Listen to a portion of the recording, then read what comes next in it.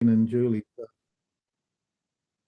So I was trying to find the Zoom link for this hearing, but here we are.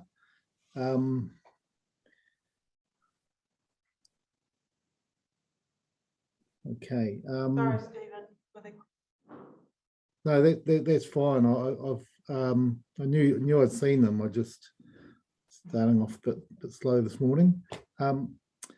Yes, so welcome everyone to hearing 16.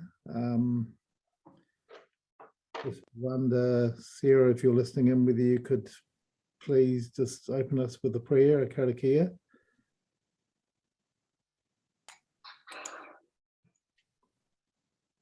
Morena tātou, ngā mihi nui o te wā, e karakia timata, tuhua tupua nuku tuhua tupua rangirangi a te nui papahaharo, aupiki auhiki autu au rongo rongo marae roa e tau, rongo tau tangata matua e raro, e rongo pakiri ake ki rongo tuturu whakamaua kia tina, uie, taike. So just a karakia to acknowledge rangi and papa and us living in between, all elements of the day, and to have to bring peace and tranquility to all of us. So, yeah. Kia ora. Lovely. Kia ora. Thank you, Sarah. Always a good way to start the day. So just in terms of just hearing procedures, I just need to go through a few matters. Many of you have heard this before, but it's sort of a requirement that we do start each hearing with the procedural issues. So just introducing myself, I'm Stephen Daish. I'm the hearings panel chair. I'm based in Napier, and I'm zooming in today, obviously. Just like to introduce you to my fellow commissioner, David McMahon. David, just say hello and tell us where you're from and where you are. And yep. Certainly. Good morning, Stephen. Good morning, everybody. David McMahon. I'm a planning practitioner based in Wellington these days. Originally working out of the Christchurch area, moved up to Wellington after the September 2011 earthquakes and established a small planning practice up there. I've been doing independent commissioner work since 2001. And since 2005 was part of the Making Good Decisions independent accredited commissioner program.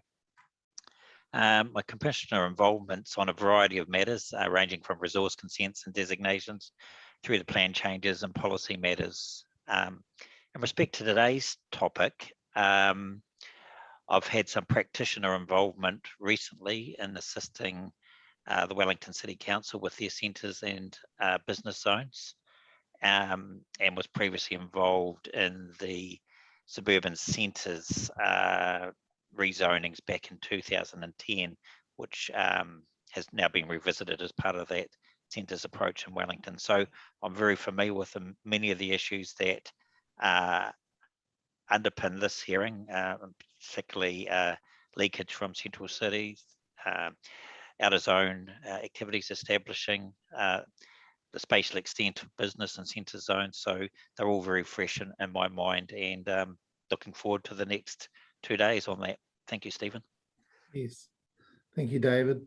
So just to confirm that David and I were part of a 4-member panel of commissioners. We're all independent hearings commissioners, and we do split the hearings up a bit. So sometimes there's 2 of us on a hearing, and sometimes there's 4, and sometimes there's 3. The quorum is 2, and we've set things up with the council that if with a hearing of panel of 2 or 4, I have a deciding view. If there's any disparity between or difference between the views of the commissioners on a particular matter. So that's just establishes us. We do have delegations from the council covering that. The other thing to cover off is that I think it was minute 4 from the hearings panel covers off some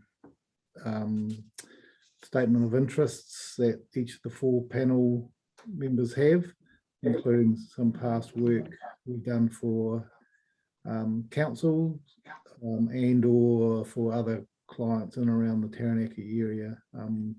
Just double checking that there's no conflicts that people perceive over and above those and how we're managing those for this hearing. Okay, thank you for that. So this is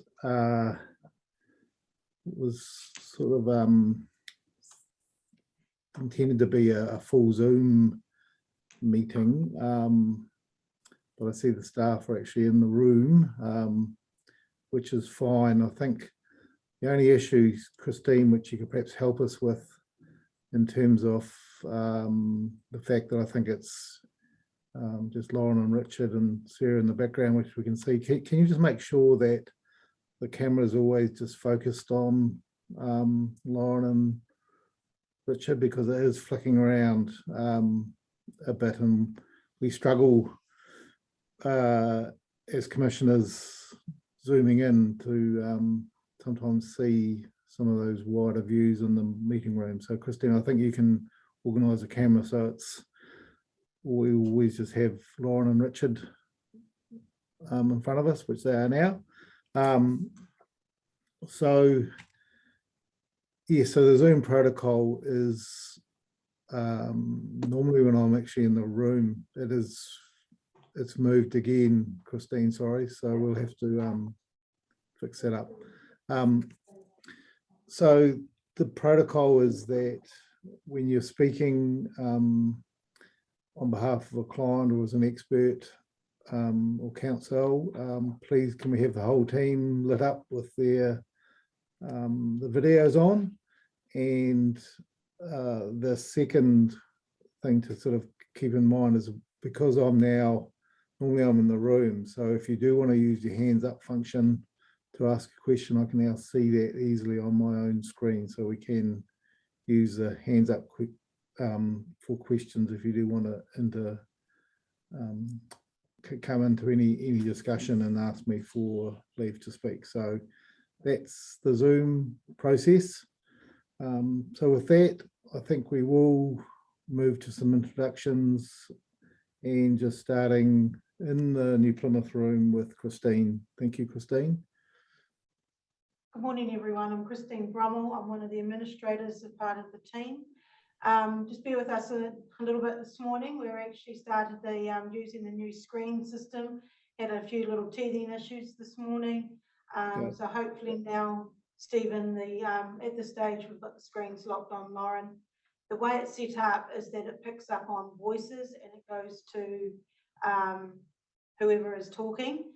But yeah, a few little teething issues, and we'll sort of, yeah, hopefully it's not too much distraction for you this morning.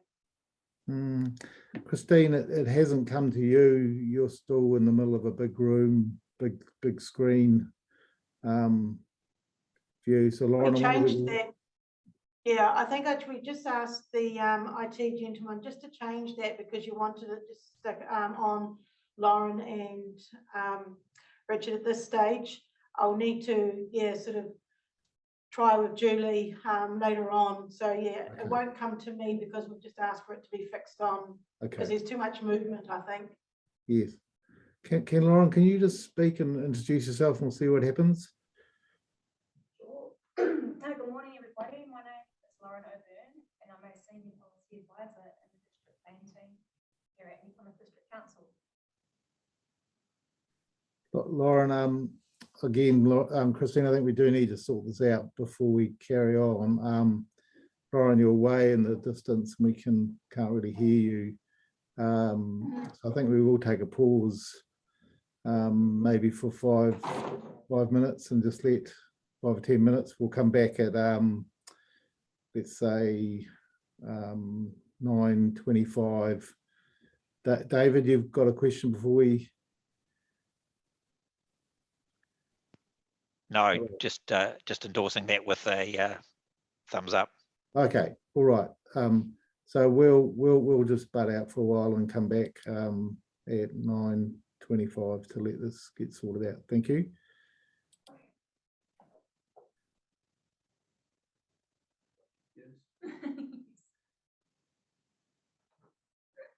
So he wants it to be speaking. And so we either need to be a lot closer. Zoomed in. And you said you couldn't hear me. Probably not. That's a better shot, isn't it? That's probably fine like that. That's probably, You say you couldn't hear me. You might just have to, because there's a mic here, you might just have to talk a little bit more clearer. A little bit louder, sorry. Oh, no, it's just like for 3 hours if I've got to like yell at the screen. So, make it very difficult. Oh, we shouldn't have to go to that, should we? Who So else? that little two shot you just had, that's probably what he wants, isn't No, it, I just Sarah? want to flick it, see how it goes to you. When you were just talking. And if you talk, Laura, so if I talk, yeah, what happens there is So coming on it me. goes to He you. doesn't like that. So he just wants, I think, Richard and I in the shot together, just held like that. The previous one that. I would have thought that would be good, the fact six, but anyway. Yeah, I think that's what he was wanting. And yeah, and can you ask him about the sound as well? Because he said he couldn't really hear me. Don't we normally have a speaker? Yeah, that's That's what, just the other system. that's what we trying to, yeah. Okay.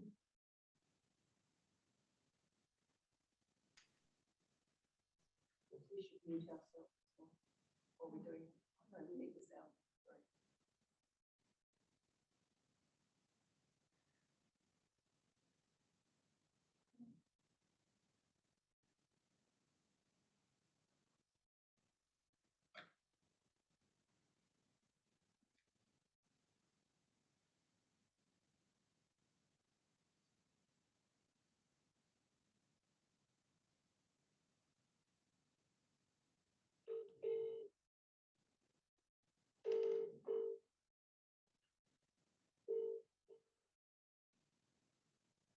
Hi, Stephen speaking. Yeah, hi Stephen, it's Christine speaking. I'm sorry for the confusion there before. So Stephen, we can either have the screens fixed on Lauren and Richard, but did you think that they were too far away? Otherwise, when we earlier had it, we had this, it would pick up the voices of the people and go to that person. Yeah, well, I think the voice of the person is fine. It was flicking, they were locked off far view. Lauren was introducing herself, so we need to have it. So Lauren's part of, and Richard are part of our Zoom, just like they were zooming in, rather than being in a big empty room, which we can hardly see them. We could hardly see them. So we do want to have it. So part of the discussion up close. Okay, so we'll go back to, Okay. yeah, picking up the voices. Yeah. What's my volume on that? Okay, and could you not hear Lauren? No, she was very faint, but your speaker's been on, so I've been listening to the conversation. Oh. So she seemed to be clearer when she was speaking to you. Okay, all right. Yeah. Thanks, Okay. Stephen. Sorry for the hassle. If it's on Lauren and it's closer, it may, the sound may be better. Yeah. Because he'll be able to, We'll go back to that. just like that, yeah. You say something, Hello, can you hear me now? it hasn't Yeah. gone to you. So.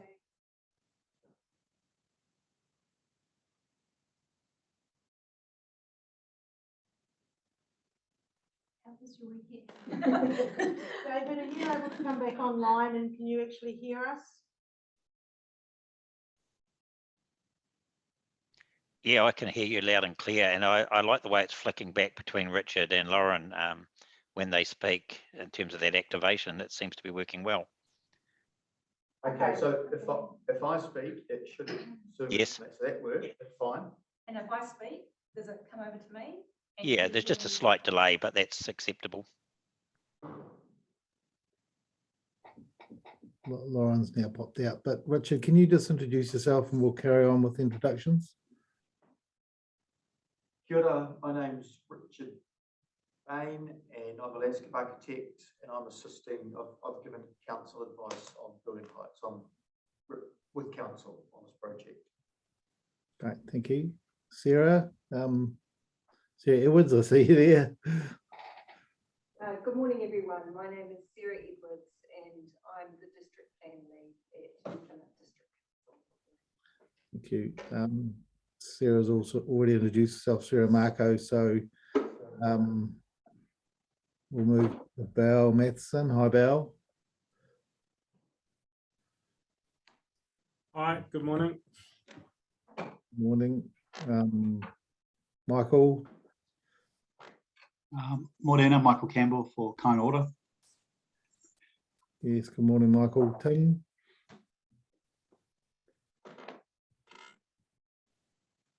Tim Heath, are you there?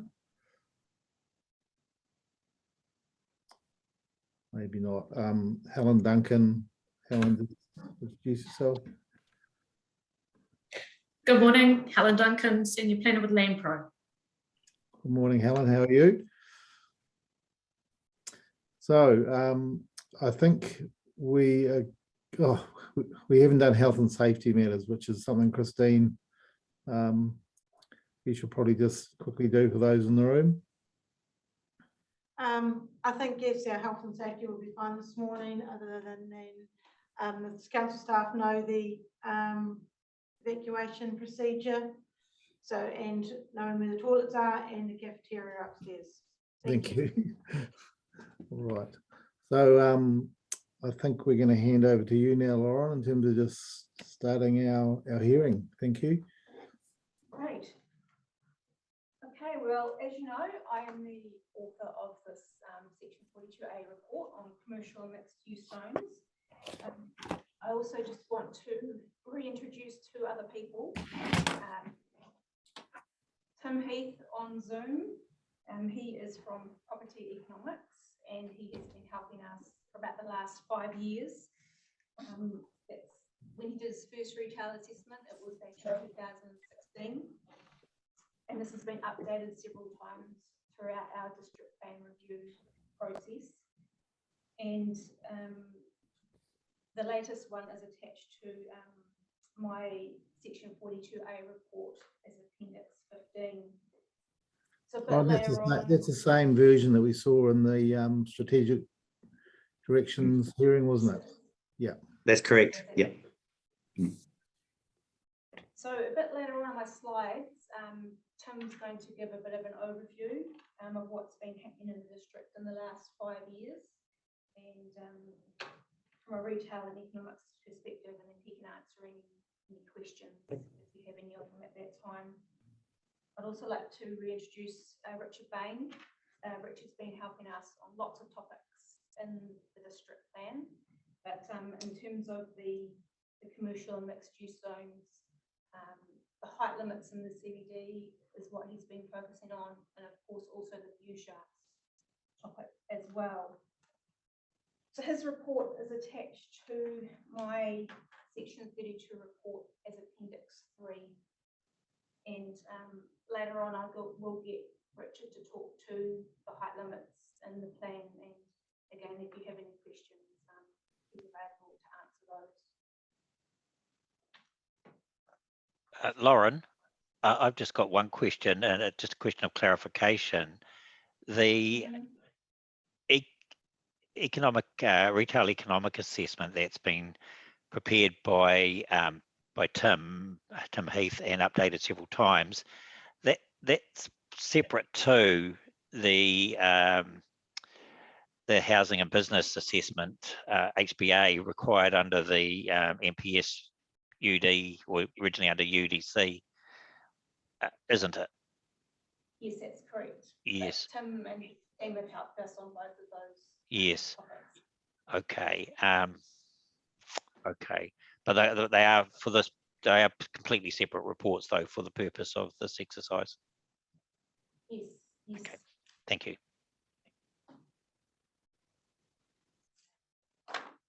Okay, so in terms of the outline of what I'm going to talk about today, I'm just going to start off with the operative district plan, move through into the implementation issues that we've been having, and also talk about the monitoring that we've done, because we have done quite a bit on this topic.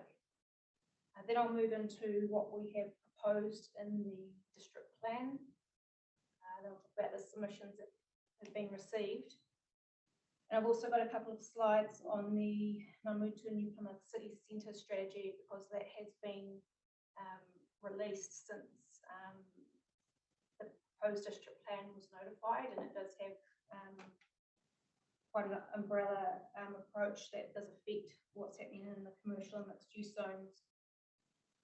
Then I'll talk about my recommendations in my section 42A report, and finally the matters that remain in contention.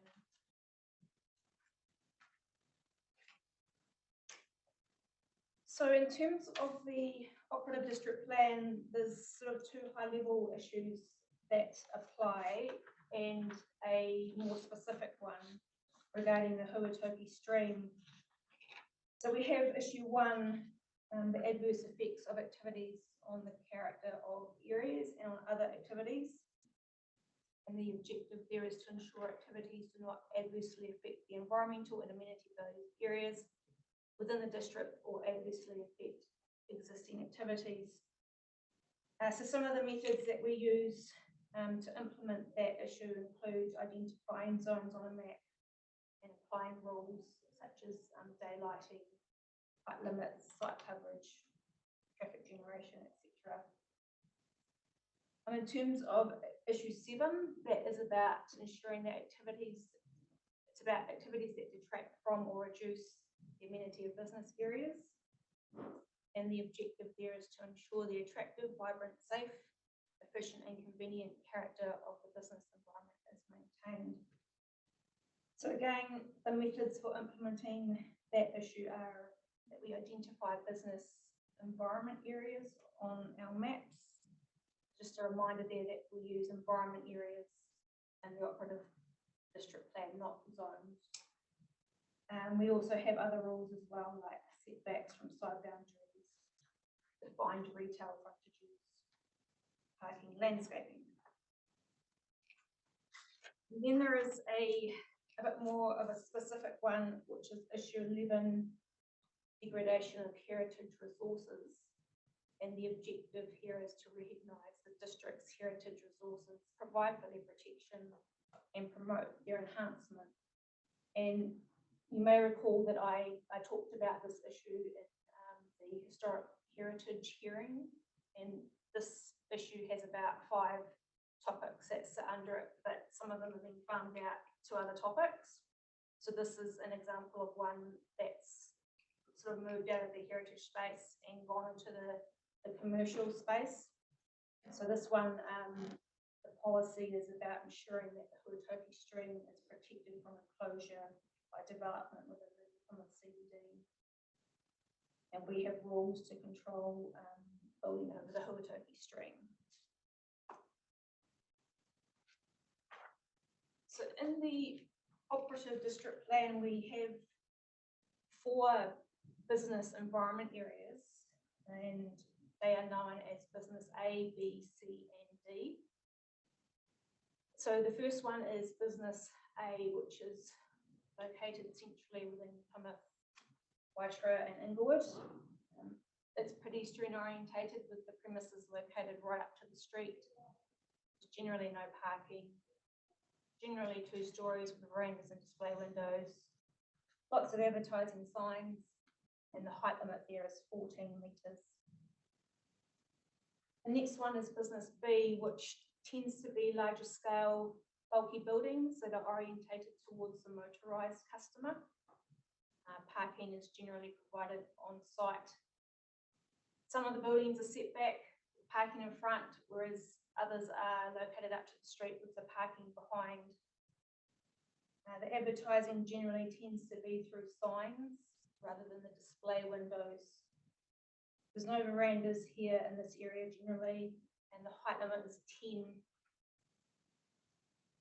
And we have business C, which tend to be our suburban business areas that serve a local catchment. So pedestrians and motorists are provided for There's generally limited parking available, and it's usually in the road reserve. And the height limit here is 8. And then finally, we have business D, which are areas that are in transition from residential to business, or they contain businesses within buildings that are residential in scale and character. So they tend to be on the fringes of central retail areas, they're small scale, well landscaped with on-site parking, and again, the height limit is 8.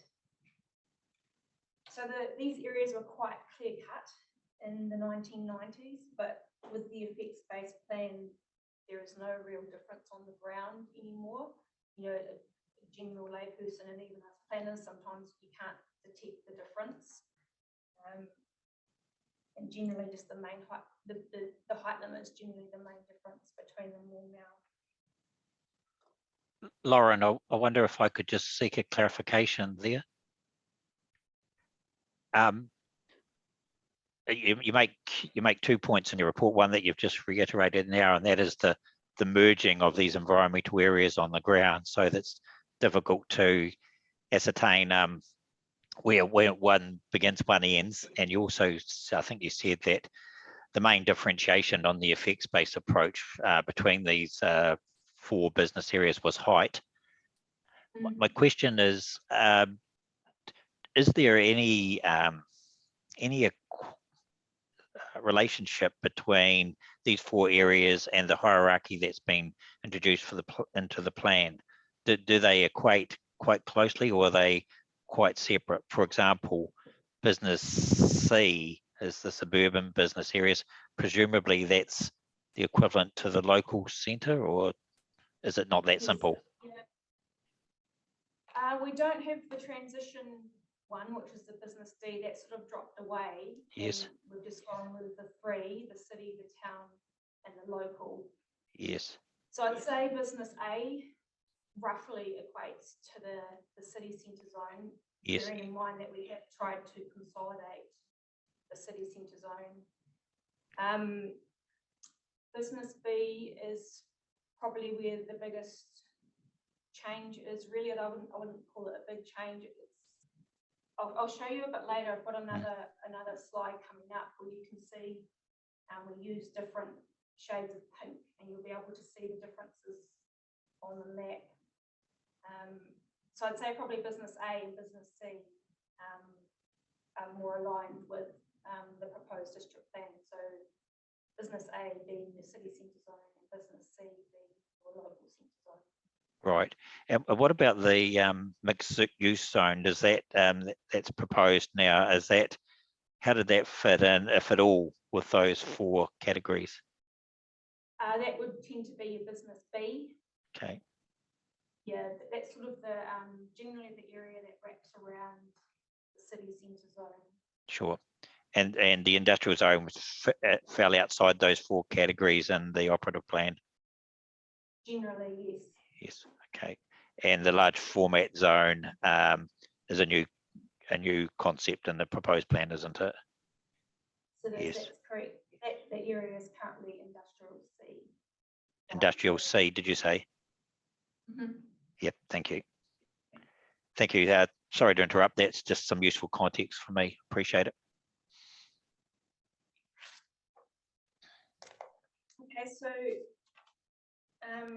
as you saw a few slides back, there's not really a lot in our operative district plan in terms of provisions regarding centres. So we've had to go out and do a lot of monitoring to understand what's happening out there. So we've drawn on past research, and we've also undertaken a lot of monitoring to help compile the proposed district plan provisions. So these are the ones that have helped us out. We've had a central area site survey, which was undertaken by our landscape architect. That is probably a few years old now, probably 2013-ish. We've had a big process on zone audits, and I'm going to talk to this one soon.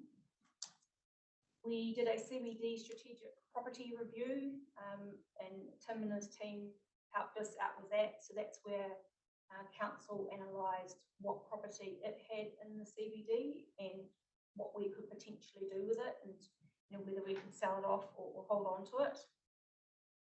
We also had the New Plymouth Retail Economic Assessment, so that's another one that we will talk to in more detail.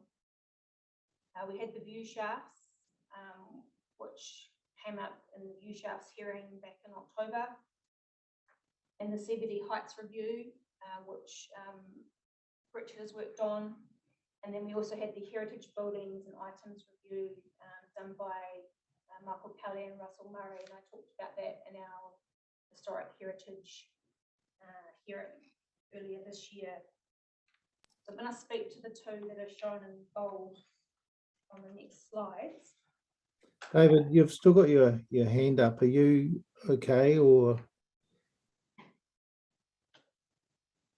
Yeah, all good. And look, Lauren, I've actually got, a few questions all through your 42A report, and if we've got time at the end of your presentation, it'd be good to just get your advice on some of those things. We've sometimes lacked some time to do that, but this is something I'd like to do. So I'll hold my questions until we get to the end of your presentation, I think. Okay. So we carried out a major monitoring exercise as a team. The whole district plan team was involved in this, and the district was broken into 44 geographical areas, and each planner was handed, a bunch of areas to go out and assess. So those points sitting there are the factors that we looked at when we went out to assess each area. So in terms of function, we were looking at land uses that were present in those areas. So generally these were the centres, our existing centres, but also some fringe areas as well on the CBD. So we were looking at things like, what type of uses are present, takeaways, hairdressers, how many vacancies are there. We looked at community facilities, things like halls and libraries. We looked at anchor tenants, are there supermarkets present, are there banks, post offices, etc. And we also looked at vitality and vibrancy, how many people are around, what are they doing, what shops are they using. In terms of access and public transport, we looked at car parking, what are the numbers, are they on street or off street, what private parking is there. Looked at bus routes, pedestrian access, how easy is the area to get around, pedestrian crossings, the width of the footpaths. We also looked at traffic calming measures as well, things like humps and curb extensions. In terms of urban design qualities, we looked at public buildings and street appearance. What was the paving like? What was the landscaping like? Has there been any recent upgrades in the area?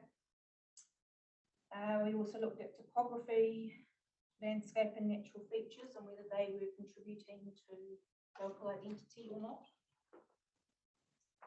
Signage, street activation, were there large bank walls, or were these streets inviting? And also the building quality, was stuff being maintained well or not? We also had a look at out of zone activity as well. And then finally the interface, how well did the business owning transition to the surrounding zones around it?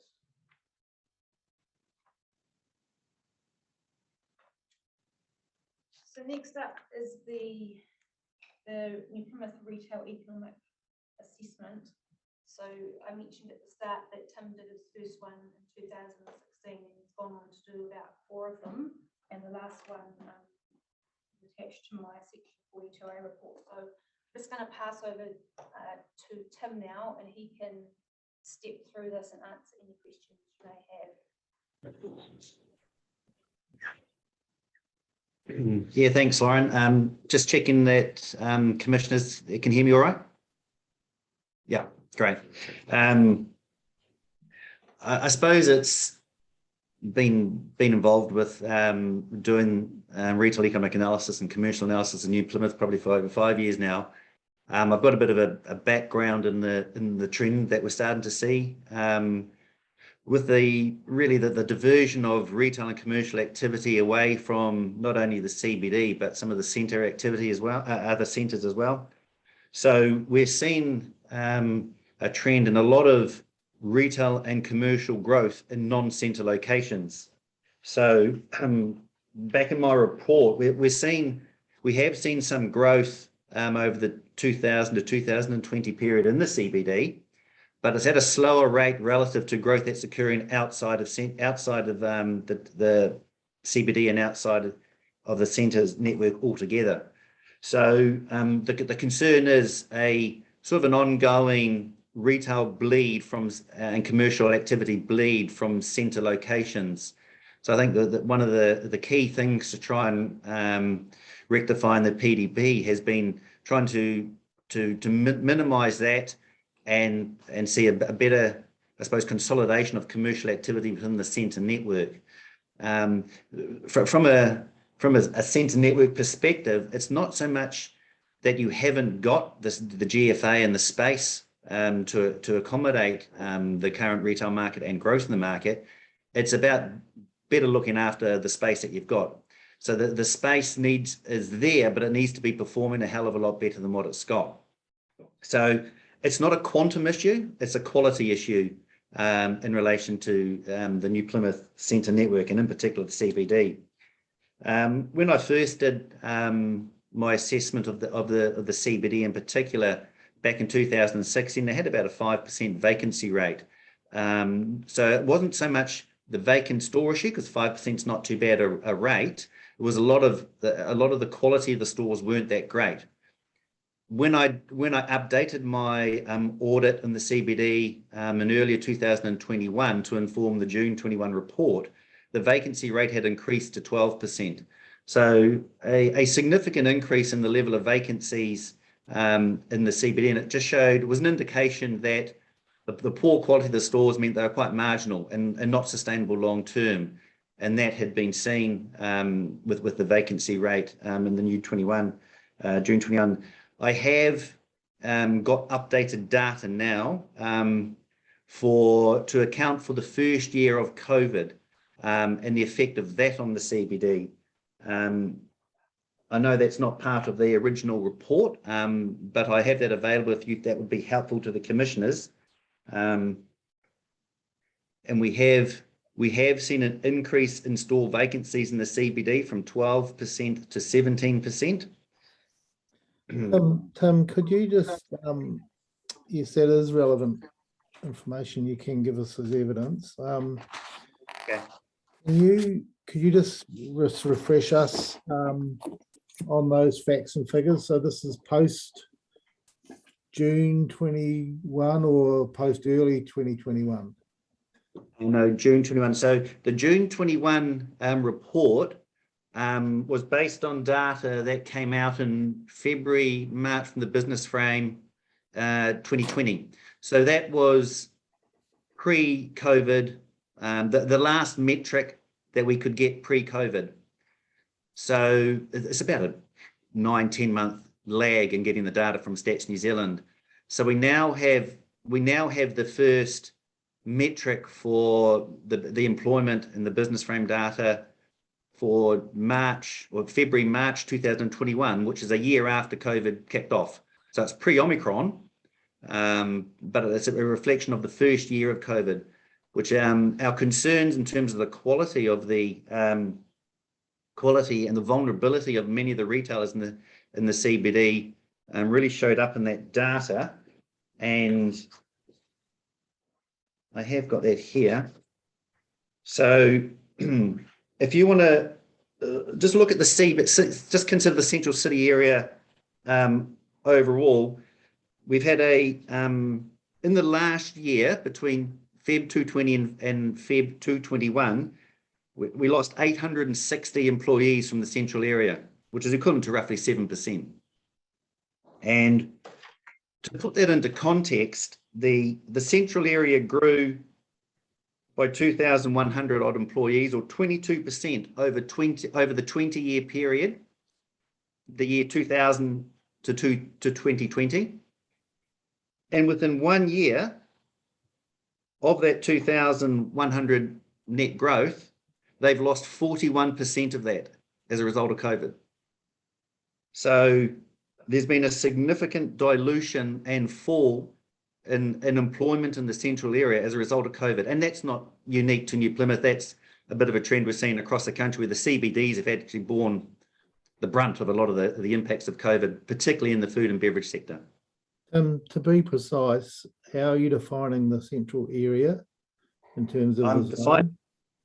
I'm defining it as the way I've defined it in the July 2021 report to be consistent. So we're looking at a like-for-like geospatial extent, and that's slightly different. It's slightly broader than the central city zone that's now been promoted, because they're identifying a more consolidated core area. But I needed to use that slightly wider area to be consistent with the previous metrics. So we're seeing a significant fall in the CBD. We just pause there. I've actually got someone banging on my door, so I'll just go offline for a sec and Sure. Yeah, find out what's going on. Thanks.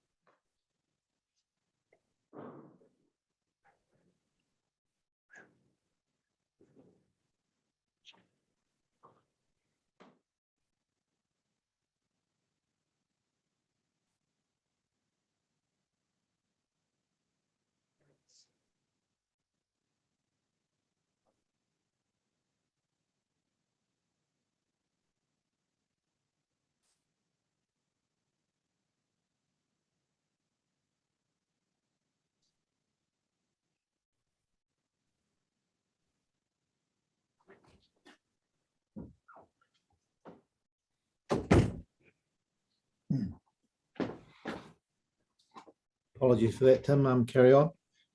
That's all right. So just to try and, I suppose, contextualize the growth in the CBD over 2000 to 2020, that growth of 22% was in the context of district growth of 47%. So it shows while the CBD grew over that period, it didn't grow as fast as the broader district. And then to contextualize the fall of the impact of COVID, the CBD employment fell 41%. The district only fell 2%. So the bulk of the impact of COVID in this initial first year, where we have the metrics, has fallen on the central city area. So it I suppose underlines and further underpins the concern we have for the quality and the state of the activity in the central city, and I suppose the bias of the impact on CBDs versus more suburban locations and non-centre locations around the district. I didn't easily see that in your evidence. So is this additional, or have I just skimmed over Yes, that? this is additional data we've just been able to receive from the release of recent stats data. Yes. Could you just prepare us a simple table and provide us with that, and just clarify the context of your definition of central area, which is consistent with your July 2021 report, just so we're crystal clear? If you could just do that for us and just reference the source information, of course. Yeah, no problem at all. Thank you. And just Um, plugged in the door via Christine. The next, I don't know, how long would it take you to do that? I've got the data here, so it's just a matter of pulling it together. So a day or two, really. Yeah, that'd be great. Thank you, Tim. Okay. To further contextualize some of the I suppose the concerns and the risk of the CBD of outer centre activity, we've got some pedestrian count data provided from some valuers in New Plymouth, and some of the it goes all the way back to about the early 1990s, but some of the I suppose the top count locations on Devon Street in 1997 are now 50% lower at the most recent recorded date in a measure in 2017, which is obviously pre-COVID as well. So it's just shows a fairly consistent trend that the CBD has really been struggling to gain traction in the New Plymouth market, and this outer centre expansion of activity is actually hurting the CBD in a lot more ways than one. The metrics we're getting on an ongoing basis seem to be getting worse for the CBD rather than better for the CBD. So the trend is fairly consistent.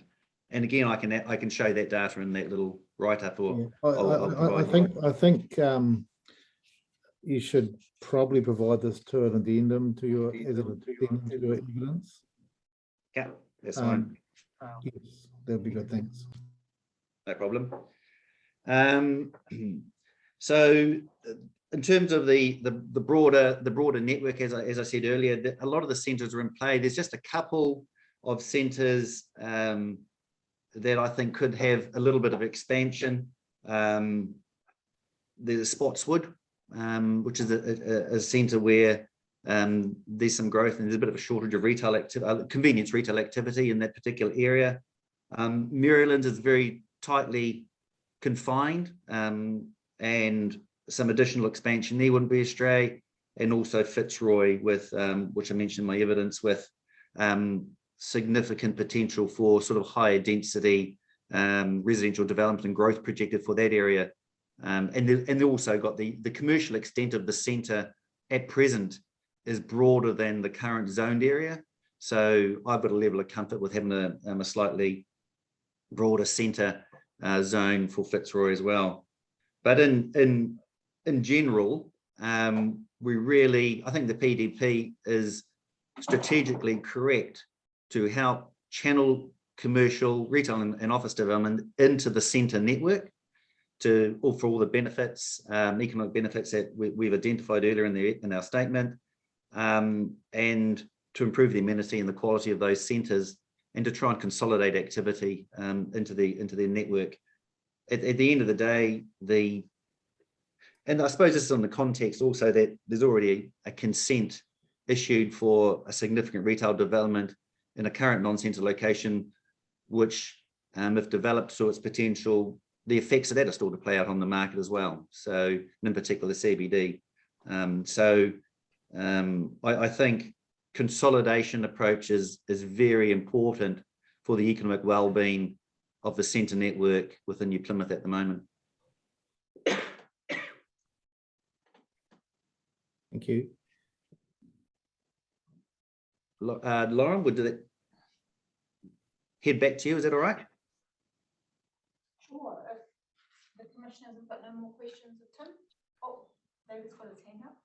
Yes, just one for me, and it relates to the homework that the chairs set you, Tim. Yeah. And particularly in terms of delineating the spatial extent of the central city in terms of the stats that you've relied on. Yeah. It would be useful to have a diagram or a plan that delineates that area for both, and how it relates to both the operative district plan zones, environmental areas, A, B, C, and how it relates to the proposed district plan. Presumably it's central city plus some mixed use area, or yeah. So if we could see that graphically, that would be useful. Yeah, and I could provide an additional table just for the new PDP central city area as well, just so we can see some of the metrics on those. So Lauren, you're suggesting some changes to some of the zoning or some of the rules. Is that right? Yes, I am. So Yeah. at the moment, we have an effects-based plan. Yes. Pretty much established wherever you like, as long as you meet the standards. So a lot of our Yeah. standards are quite relaxed. So the idea would be to guide retail and office into the central city and into. No, I understand it. I'm just thinking about in your 42A report, you are making some spatial changes there. Is that more to do with where residential activities are perhaps going to be more encouraged? Apologies. Yes. Sorry. Yes, that is in respect to the mixed use zone, where we've got Kaingaora who would like residential to be permitted in that area. And I do have some concerns around that happening on the outskirts, given that we're trying to get our central city more vibrant. So that's my recommendations are in respect to the area wrapping around the city centre zone. But does that sort of cross over into any of these new statistics or these new information that Tim, is there an operative zoning, a PDP zoning and a 42A report zoning that would have any influence in terms of how we look at the metrics? I have talked this through with Tim in terms of having the residential in that mixed use zone. He was comfortable with that. So do you have anything further to add there, Tim? So it was just a little bit hard to hear that last part. Lauren, are you just able to repeat that? Sorry. Oh, I was just saying that I've run this past you and that you're comfortable with us having residential in the mixed use zone. I've dropped it down to restricted discretionary activity from discretionary. And you think that that's okay in terms of still allowing our central city to function well? Yeah, I have. Look, I think part of the recovery of the central city and surrounds is the intensification of residential activity is an important part. So that includes the central city zone and includes the mixed use zone, and then it also steps down. The residential zone framework needs to work as a suite between the central city, the mixed use, the medium density, and the standard general res zone. And I, from an economic perspective, the more efficient and well utilised that land, the better. But I think we need to sort of see maximum encouragement for residential activity for the higher density topologies in the city centre, and then the step down approach through the mixed use zone on the fringe of the city centre and the medium density zone beyond that in the general res. So we want to see higher density development in and around the city centre as much as possible, and a suite of provisions that encourage that whilst also providing certainty in the market. Sorry, look, I apologise. I'm not being clear here. Tim's doing his addendum evidence with this new information. There's a spatial component to that because Tim's told us that his definition of a central area doesn't correspond exactly with the zoning. And I just wanted to be clear that, Lauren, that you're suggesting some liberalisation of some residential in the mixed use zone. That doesn't change any of the spatial mapping that Tim needs to do that we can look at in terms of this new information coming forward. That was what I was trying to get across. Oh, It doesn't change. I suppose. Tim, just let Lauren just. Okay. If I understand you correctly, it doesn't change any of the zoning, but what I was proposing was that residential in the area wrapping around that city centre zone, there would be a part of that where it would be easier to create residential development. Yes. Okay. Than what you put in the rest of that mixed use zone. Yes, but Yeah. part of the area wrapping around the central area zone is where Tim's metrics come from. So that does pick up some of the mixed use zone with the sound of it. And Yeah. no, gotcha. No, look, Yeah. that's fine. I think, to be honest, if we were starting to draw the zones again today, which we obviously didn't have the luxury of knowing COVID was going to happen, the central city core zone would probably be slightly reduced. It doesn't need to be as extensive as it is, but I think there's a scope issue there in terms of the ability to do that. So it is what it is. But from a commercial perspective, it could have been slightly reduced now that we have these new Okay. metrics. Okay, look, Tim, we've actually got, I was going to hold some questions to the end, Yeah. which I think I'll still do. So if you just carry on. Okay. Over to you, Lauren. Sorry. Okay. So as a result of the monitoring that we've done, there are some key findings falling out of that, which I'll talk to on the next few slides. So the first is that we've got retail, office and commercial activities are locating out of zone. So they're going into areas where business isn't expected, and we've got some unexpected effects. So it's becoming unclear which activities are expected, and it creates uncertainty about where developments can establish and what adverse effects need to be managed. So I've put some examples on this slide. At the top there, we have a play centre in an industrial area. The bottom left, we've got a residential house that's been converted into a dentist. So that's sitting in the residential area a few blocks away from the council building. And then on the bottom right, we have the Valley, which was a large format retail centre that was established probably 10-ish, a bit less than that, years ago. So I'm not saying that these are bad developments. I need to stress that. I'm not saying that the district doesn't need this activity. It's just that it hasn't happened in a strategic way. There's been no strategic planning around it.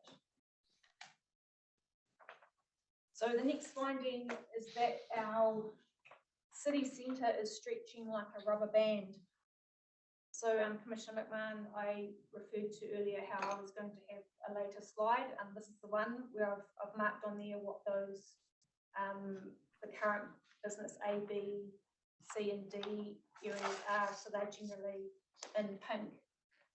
So you can see our central city is quite stretched, and it runs from Morley Street in the west right through to Watson Street in the east. So it's approximately 2.5 kilometres long, and if you compare that to the likes of Auckland's Queen Street, that's only a kilometre long. So we've had these this effects-based plan. Activities can go anywhere they like, and these retail activities are spreading throughout various zones. And I think what we're finding is that we've got an oversupply of business zoning, and that's compromising the role and the function of some of the centres, particularly the city centre. We've really tried to consolidate the zoning down, and also in Waitara where we had quite a bit of business zoning that's really been consolidated.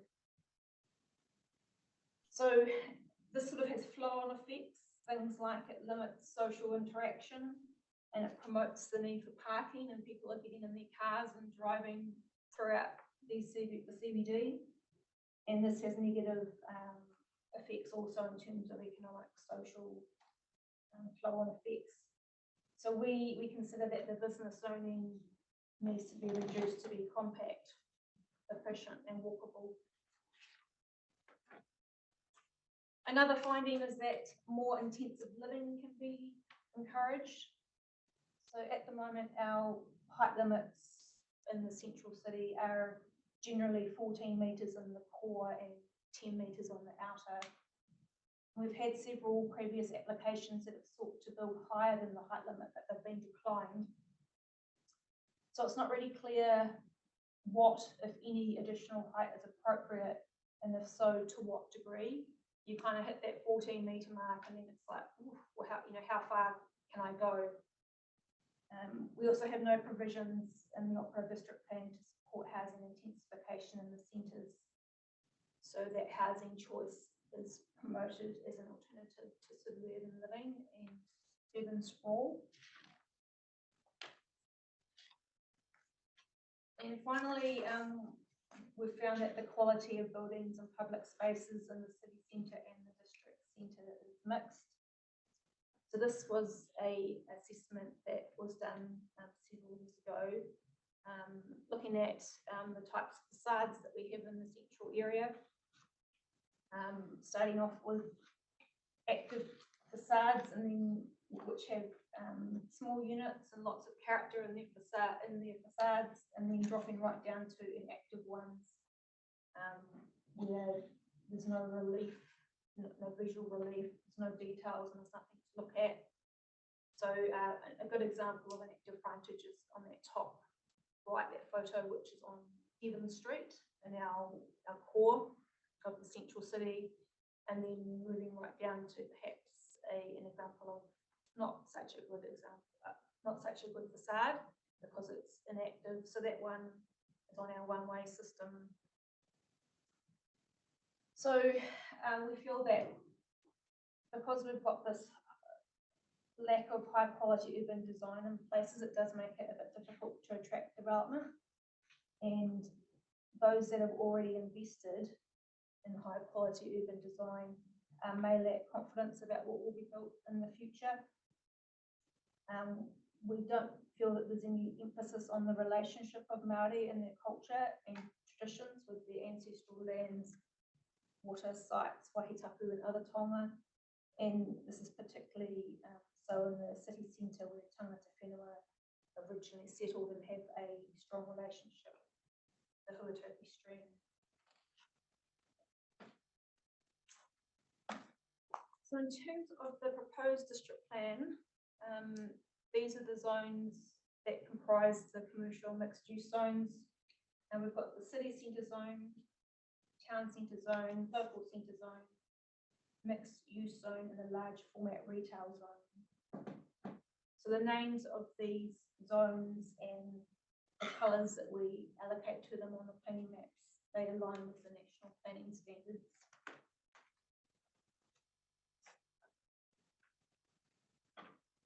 So those issues that I mentioned on the previous slides, they are the same issues on this left-hand side. And I've put what the proposed district plan response is out on the right-hand side. So we are proposing to adopt a centres hierarchy. So that centres hierarchy is our city centre at the top, our town centres and our local centres underneath. And we are wanting to require resource consent for those activities that are locating outside of the city centre and the district centres to assess the impact on our city centre and the district centres. In terms of that stretching like a rubber band issue that we have, we want to retain a go zone approach for all activities and send the message that our centres are open for business and that almost any activity can occur there. However, we are wanting to consolidate the zoning and make it more compact and walkable and pedestrian focused.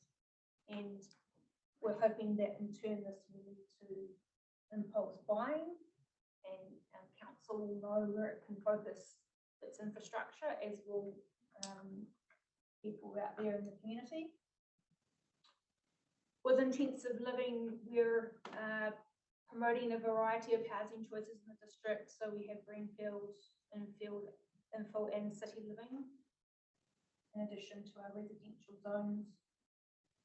And in terms of the quality of the buildings and the public spaces, you'll recall with the historic heritage hearing that we have identified more heritage buildings, and a lot of those are in the central city. And we have also identified a heritage character area in the city centre. And we're also proposing to require resource consent for new buildings.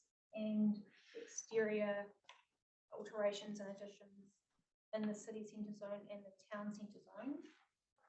And they will be subject to a design guide.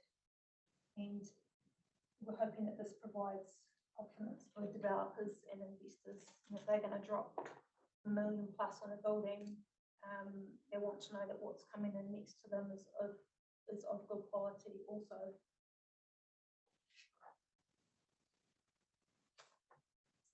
So now I'm going to step through each of these zones. So I've got quite a few slides on the city centre zone and what's happening in there because there is a lot going on. And then I've only got just one slide for the other zones. So obviously the city centre zone is the New Plymouth city centre. And here we have almost all land use activities are permitted. And we do have a rule that we're trying to introduce regarding demolition or removal. So this would be permitted unless you're leaving vacant land, open space or parking areas.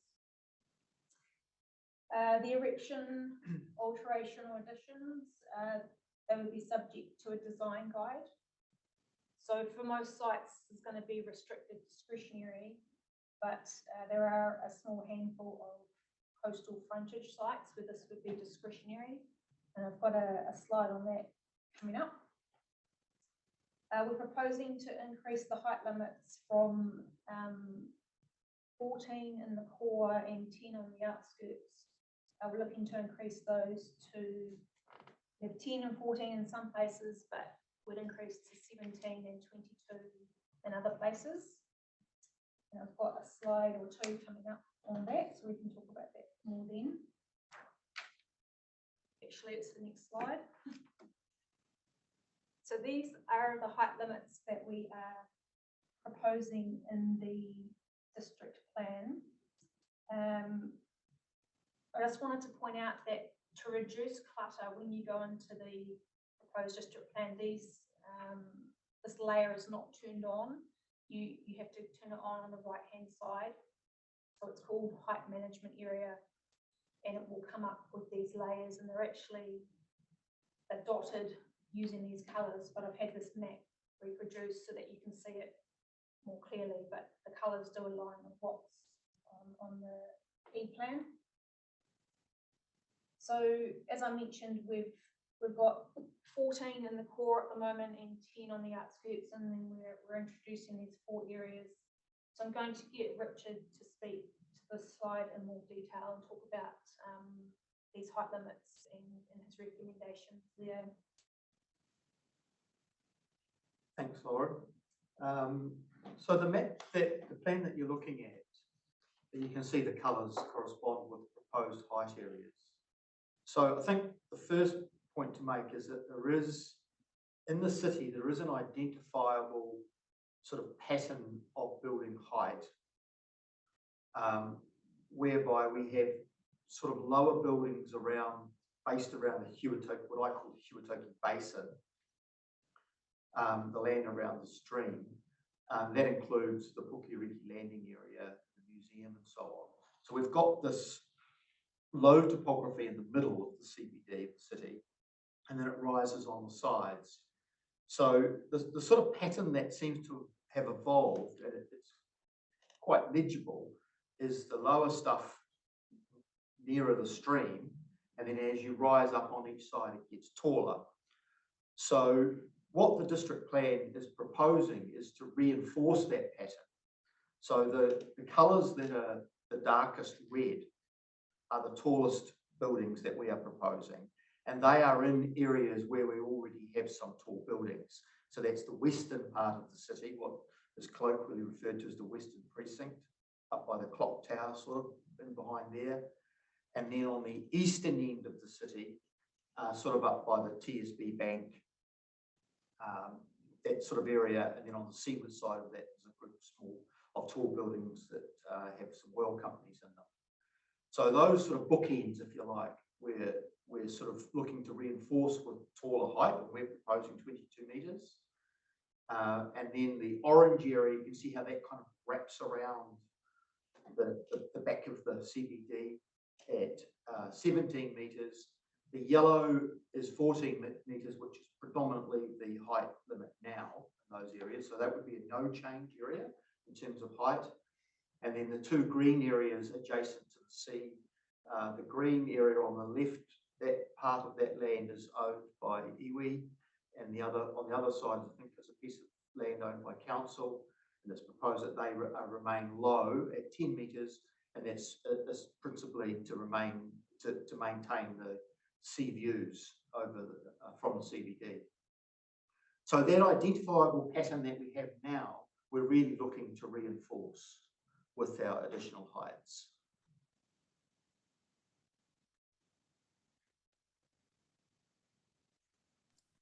Thank you, Richard and Lauren. That's a really good figure.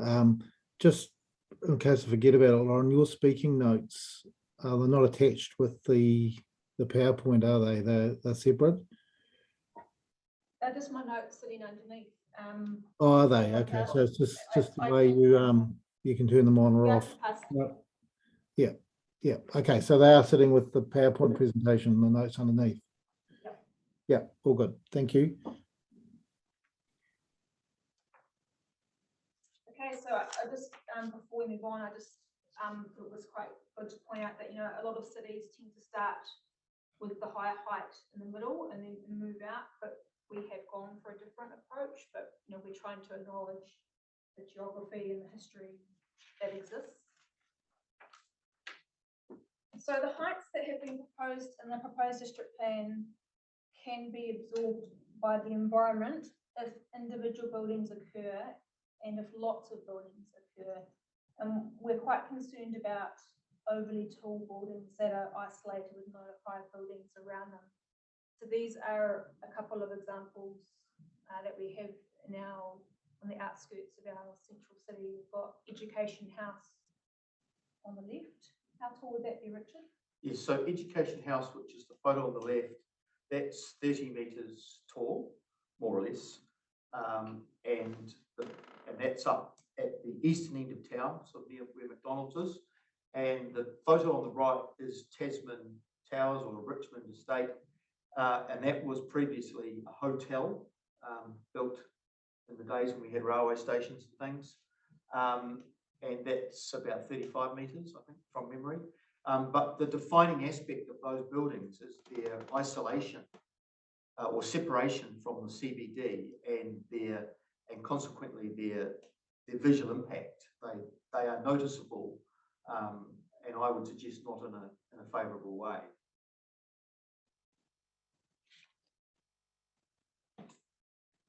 So on the next slide, I just wanted to make you aware of a recent resource consent that we've had lodged with council. This is from Soho Group, I believe it is based in Auckland.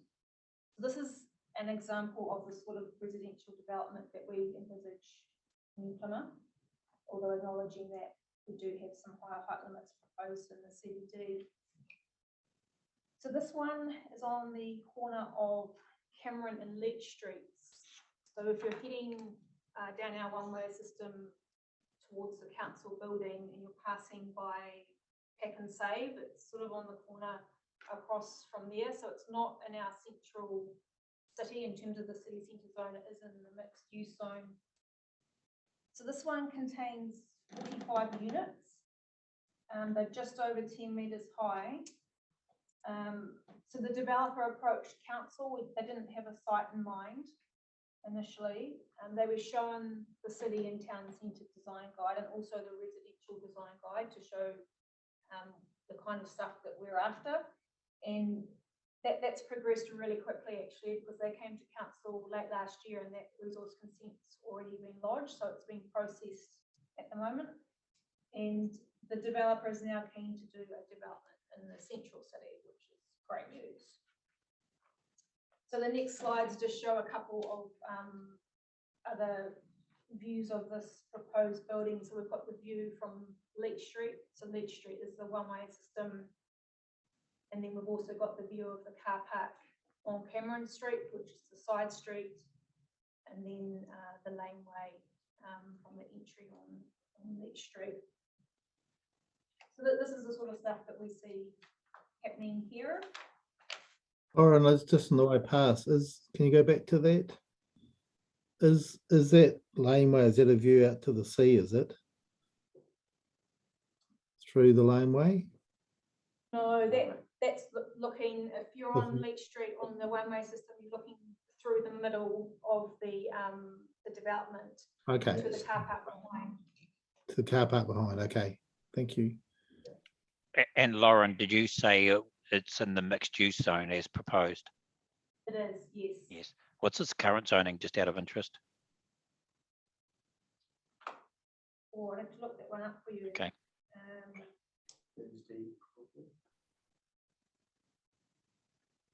Can I look that one up for you and get back to you on that one, please? Yes. And is that, Or I can, and is that, that's fully residential development, is it? yes, it is. Yep, there's no Yes. retail in that one. Is it affordable housing, or is it, how is it being proposed? It's going to be sold to Kāinga Ora for social housing. Okay, thank you. But it's a private developer doing it initially.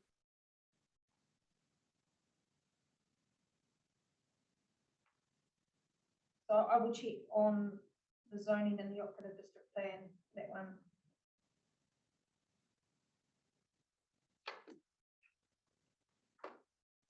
Okay, so the next slide I have talks about defined pedestrian frontage. So in the operative district plan, just a note, we call this defined retail frontage, but we have changed it to pedestrian frontage because we feel that it's more than just retail that we're trying to cover here. So this applies to the core of the city centre zone, and it has been extended quite a bit from the operative district plan. We have included some side streets, particularly up the Western Precinct Way towards the clock tower, and we're also trying to get linkages from the city centre out to the coastal walkway. So this is about being a pedestrian focused area with verandas and glazing. We want active frontages with a mix of form, materials and colour. We prefer not to have gaps if buildings are removed. We'd like to see obvious public entrances with access from the street, and we would like to see the parking in the service areas within or to the rear of buildings. So those are some examples that we have in our central city at the moment. We've got a first photo is veranda missing on our main street. Second one is we've got an empty lot that has got billboards on it with a car park. Third one is a frontage that's not active at all, it's just a big long blank wall. And then fourth one is a photo of just a car park, so that site's not being used as intensively as what it could be.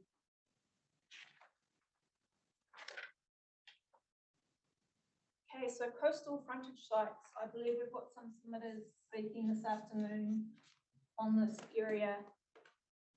So we've got the coastal walkway, which, as you know, it's a really iconic feature of the district, and it attracts many locals and many visitors on a daily basis.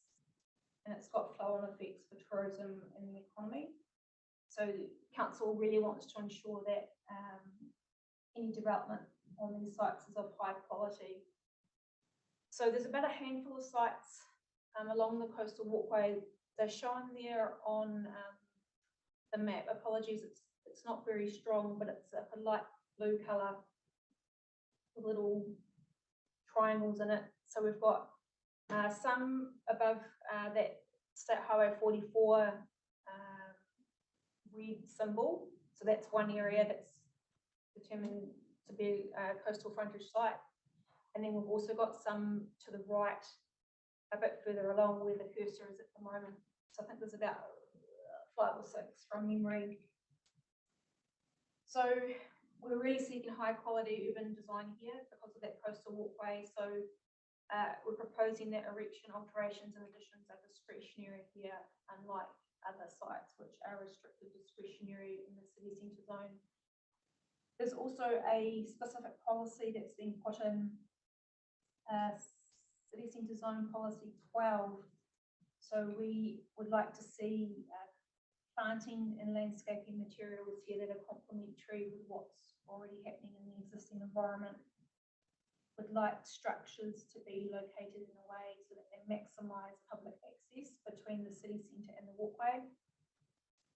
We're keen for appropriate glazing and low reflective materials and also minimal use of corporate colours. So the height limit here is 10 metres, and yes, they would be subject to the design guide also.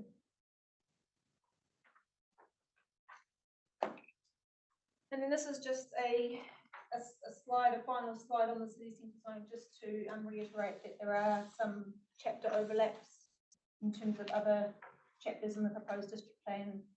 So we've already had the hearing on view shafts, and we recently had the historic heritage hearing. We've got quite a few buildings that we're looking to propose in that central city area as heritage buildings, and also we're looking to have a heritage character area, which is on the top image.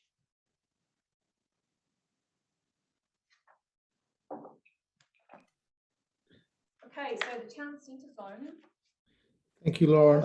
I think it's 10:30, so we need to have a break just for a convenient stop and a cup of tea. So we'll just take 10 minutes and come back at 10:40.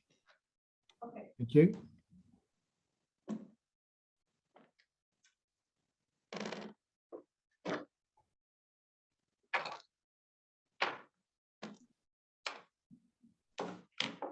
Yes, thank you, Lauren. Okay, so next up we have the town centre zone. So this is Waitara and Inglewood. So these are centres that support the rural catchment surrounding them, and we feel like these centres are poised for redevelopment.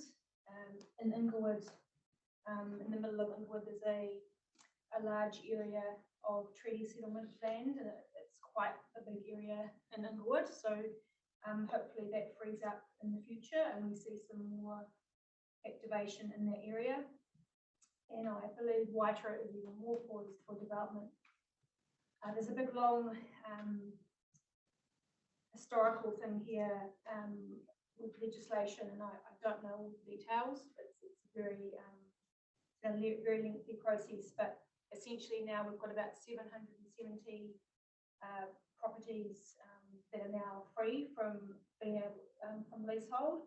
So these properties can now be purchased, and this legislation that's been set up where money goes back into the town and into helping our iwi and hapu. So we're hoping that this centre will take off as well. And just a note that this, I have recommended that Fitzroy become a town centre zone in my section 42A report. Lauren, So in the zone, that legislation with the leases being able to be terminated now, is that all passed and through? Is there something we could be aware of in terms of are there a number of acts, or is it one part of the treaty settlement claim for each iwi? there's several of them from memory, and I can get you a summary, and I can talk to that in my right of reply. Yeah, that'll be really interesting, because I think that will be certainly we might hear from the iwi submitters as well. It certainly does change the game for a lot of these centres. Okay, so like the centre zone, almost all land use activities are permitted in this area. Erection alterations and additions are restricted, discretionary, subject to a design guide. The height limit here is 12, and we have several effect standards regarding the interface with the residential zone. And then the local centre zone is the next rung down. So these are all other centres. So these centres vary in our district. Some are suburban shopping centres that are quite substantial. Some are just little neighbourhood shops. Some are out in our rural areas that they essentially are villages. So they are quite varied in size. Again, almost all land use activities are permitted, except we've made the proposal that large format retail and integrated retail be discretionary due to their scale. The height limit here is 10, and then we have fixed standards due to the interface with residential zones around them. Next up, we have our mixed use zone. So this wraps around the city centre zone, and it's also in parts of Inglewood, Waitara, Waiwakaio Valley, and small areas of New Plymouth. So in my section 42A report, I talk about how this zone was going to be called commercial service zone to reflect the types of activities that are predominantly in this area. But that wasn't provided for in the National Planning Standards, so we went with mixed use zone instead. And there's a deliberate move with this zone to ensure that business, service and retail activities are limited, to address that bleeding out from the city centre that Tim has talked about earlier on.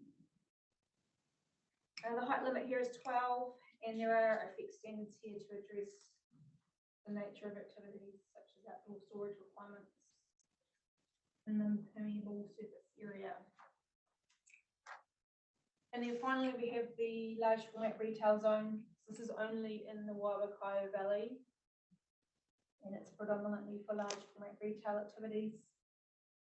The height limit here is 10, and again, there are fixed standards to address the nature of this activity. So it's about that minimum permeable surface area and landscaping requirements on a road boundary. So in terms of the submissions that have been received on the commercial and mixed use zones, we had 44 submissions with 505 submission points and 24 further submissions with 261 submission points. So the city centre zone received the most. There were 28 initials and 9 furthers. And then the mixed use zone was the next highest with 21 initials and 9 furthers. So on this slide, I'm going to talk about the submissions that are specific to certain zones. I'm just going to give you a snapshot. And then on the next slide, it's I'll talk about submissions that cover all of the zones or most of the zones. So in the city centre zone, there are some concerns around the first effect standard there regarding defined pedestrian frontage in respect to Z Energy, the service station on Courtney Street. We had some submitters concerned about sustainable design, and then quite a few submitters concerned about Tasman Prospect Park, which is one of those coastal frontage sites that I showed you earlier on, located down on the foreshore. In the town centre zone, we had a submitter seeking that we upzone Fitzroy from local centre zone to town centre zone. In the local centre zone, we had submitters asking that large format retail activities should be non-complying. In the mixed use zone, living activities should be permitted. The policy about multi-unit housing developments, we thought that be the word enable at the start rather than support. We had another one in terms of service stations and a fixed standard. They were seeking an exemption from the landscaping fixed standard. And then also a request for a non-regulatory design guide in the zone. The large format retail zone went through relatively okay. We did have a request for the figures to be deleted. So they are the figures that we use in the fixed standards to show, for example, height. And they felt that those figures provided did not reflect the large format retail environment. Just trying to clarify, figures as in diagrams or figures as in numbers? Sorry, figures as in diagrams. So for example, we have maximum structure height, and then underneath we'll have a picture of a building with some dimensions on it. So the submitter was concerned that it looked residential in nature rather than like a large format retail area.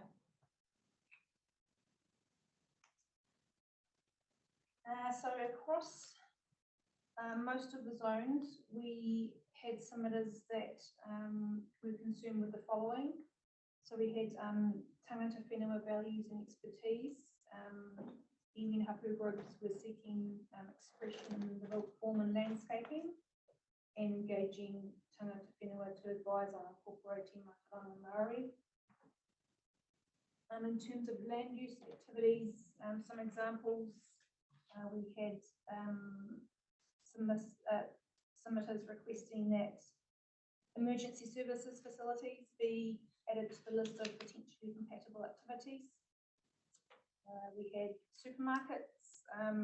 A policy was sought in each zone to recognise the positive contribution that they make and their functional and operational requirements. In terms of urban design, we had some submitters asking that effect standards be created based on the content of the design guide. We had some opposing or clarifying use of the design guide. And just a note here that some of the submissions regarding the design guide were tagged to the city centre zone, some to the town centre zone, and some to Appendix 3.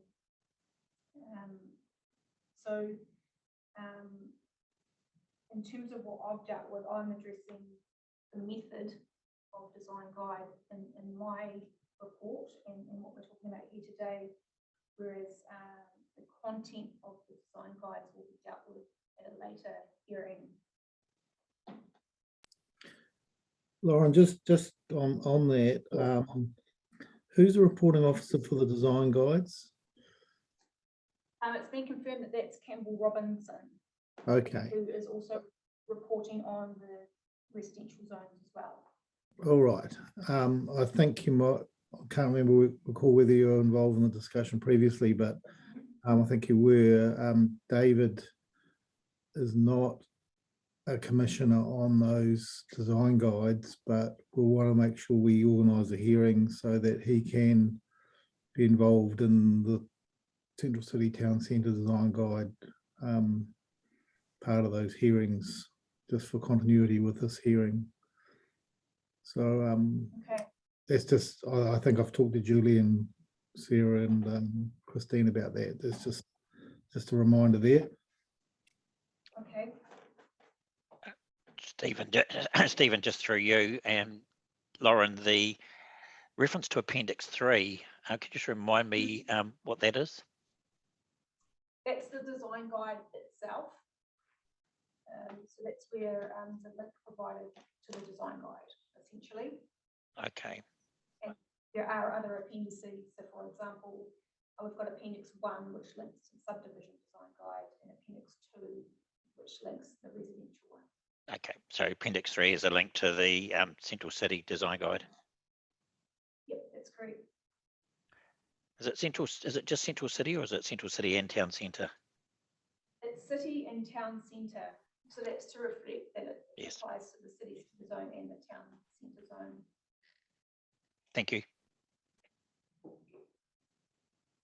Okay, we also had submitters submitting on height limits. So submitters wanted higher height limits, particularly in the city centre zone and the mixed use zone. In terms of effect standards, we had requests for adding outlook space, minimum dwelling size, and landscaping. And in terms of definitions, some examples we had were adding drive-through restaurants, amending supermarkets, and replacing trade suppliers with building improvement centres.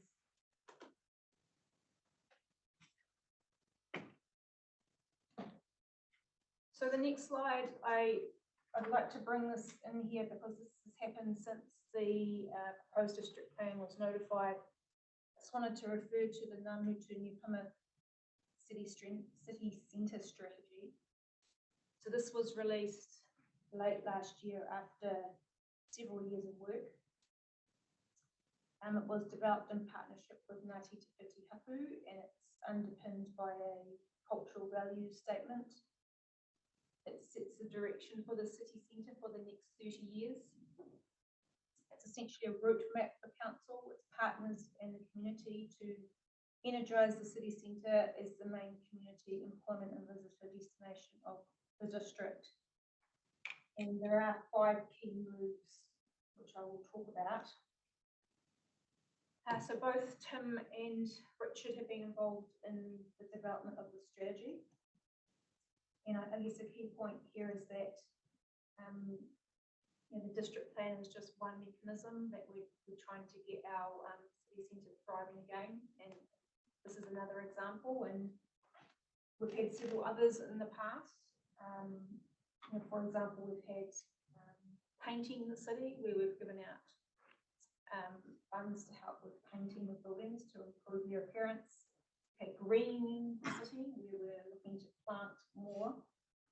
Lighting up the laneways, which is about erecting lights in our laneways to create more atmosphere.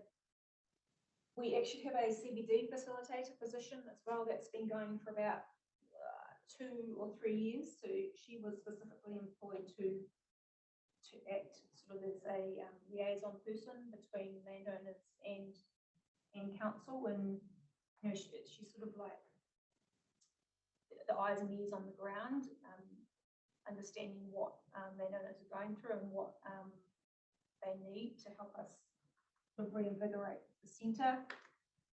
And we've also had things like the decks, which is a area in the eastern part of the CBD where council has partnered with the New Zealand Transport Agency, and we have removed some car parks and created a deck.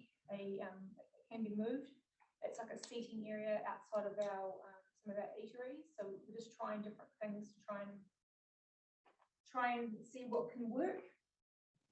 So yeah, just highlighting that district plan is just one. So those 5 key moves in the city centre strategy, we have restoring our Huatoki. So that's highlighting the Huatoki stream as one of the city centre's most distinctive natural features. Connecting our city to the coast. So that is about trying to... Are we on the next slide? Sorry. No, sorry, I'm just talking to the 5 key moves. Okay, there's not another slide outlining those. Okay. No, there isn't. So the connecting our city to the coast, we've got our state highway running right along next to our coast, and it's not conducive to a pedestrian friendly environment. So long term, we are hoping that we can have that route rerouted for heavy vehicles. Next one up is activating our green links.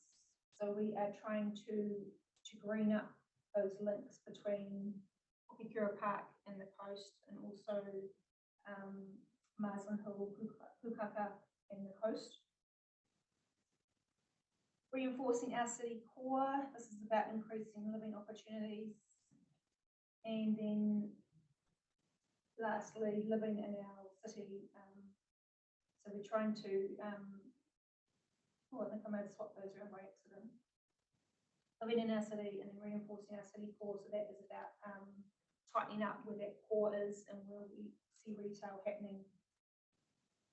So each of these key moves has a series of projects attributed to it, and these projects will be planned and prioritised over the coming years to begin delivery from 2024. So consultation on each of the projects under the 5 key moves will likely occur as part of the long-term plan 2024-34 process. So on this next slide, I'm not going to go into too much detail, but I just wanted to make you aware that the boundary of the city centre strategy does match the boundary of the city centre zone.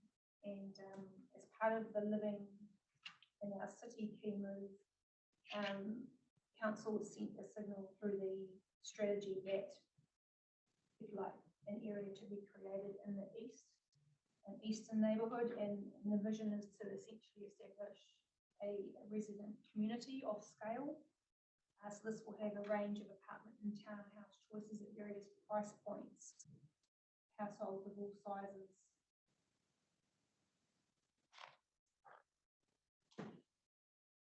Okay, so my recommended amendments in my section So, 42 sorry, overview- apologies, Lauren, to put on again. Can you just go back to that slide? So the eastern neighbourhood is the whole of the green markup, Yes, it is. pale green, not Yes. just where the dot is. It's yeah, it's a whole. No, Yeah. Yes, from Leardit Street right through to Elliott Street. Okay. So that provides quite a distinction between the high eastern area and some of the basin areas, and yeah, in a way, over time would shrink the core CBD, do you think? Yes, the intention is to focus retail more on this western end. Okay, thank you.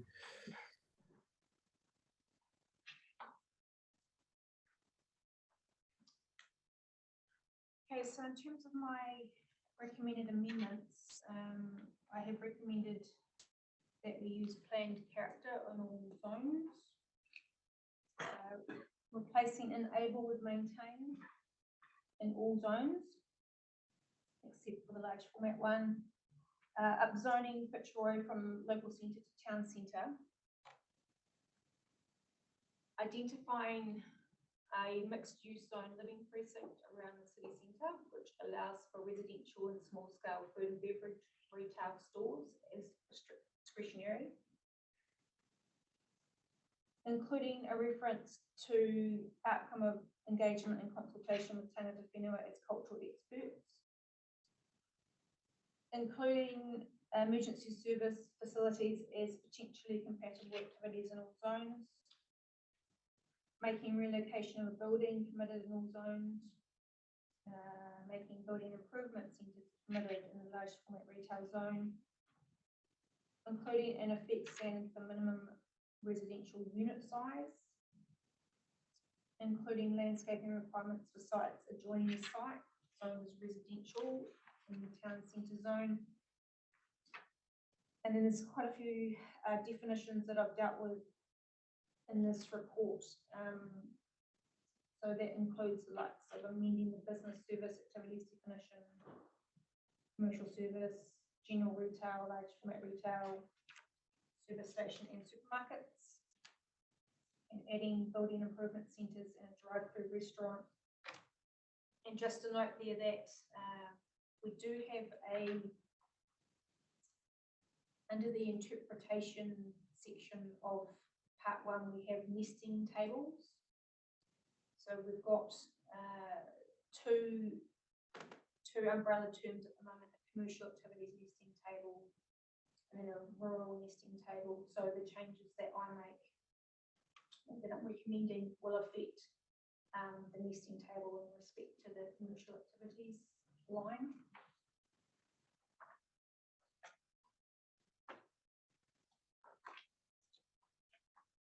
Okay, so in terms of the city centre zone,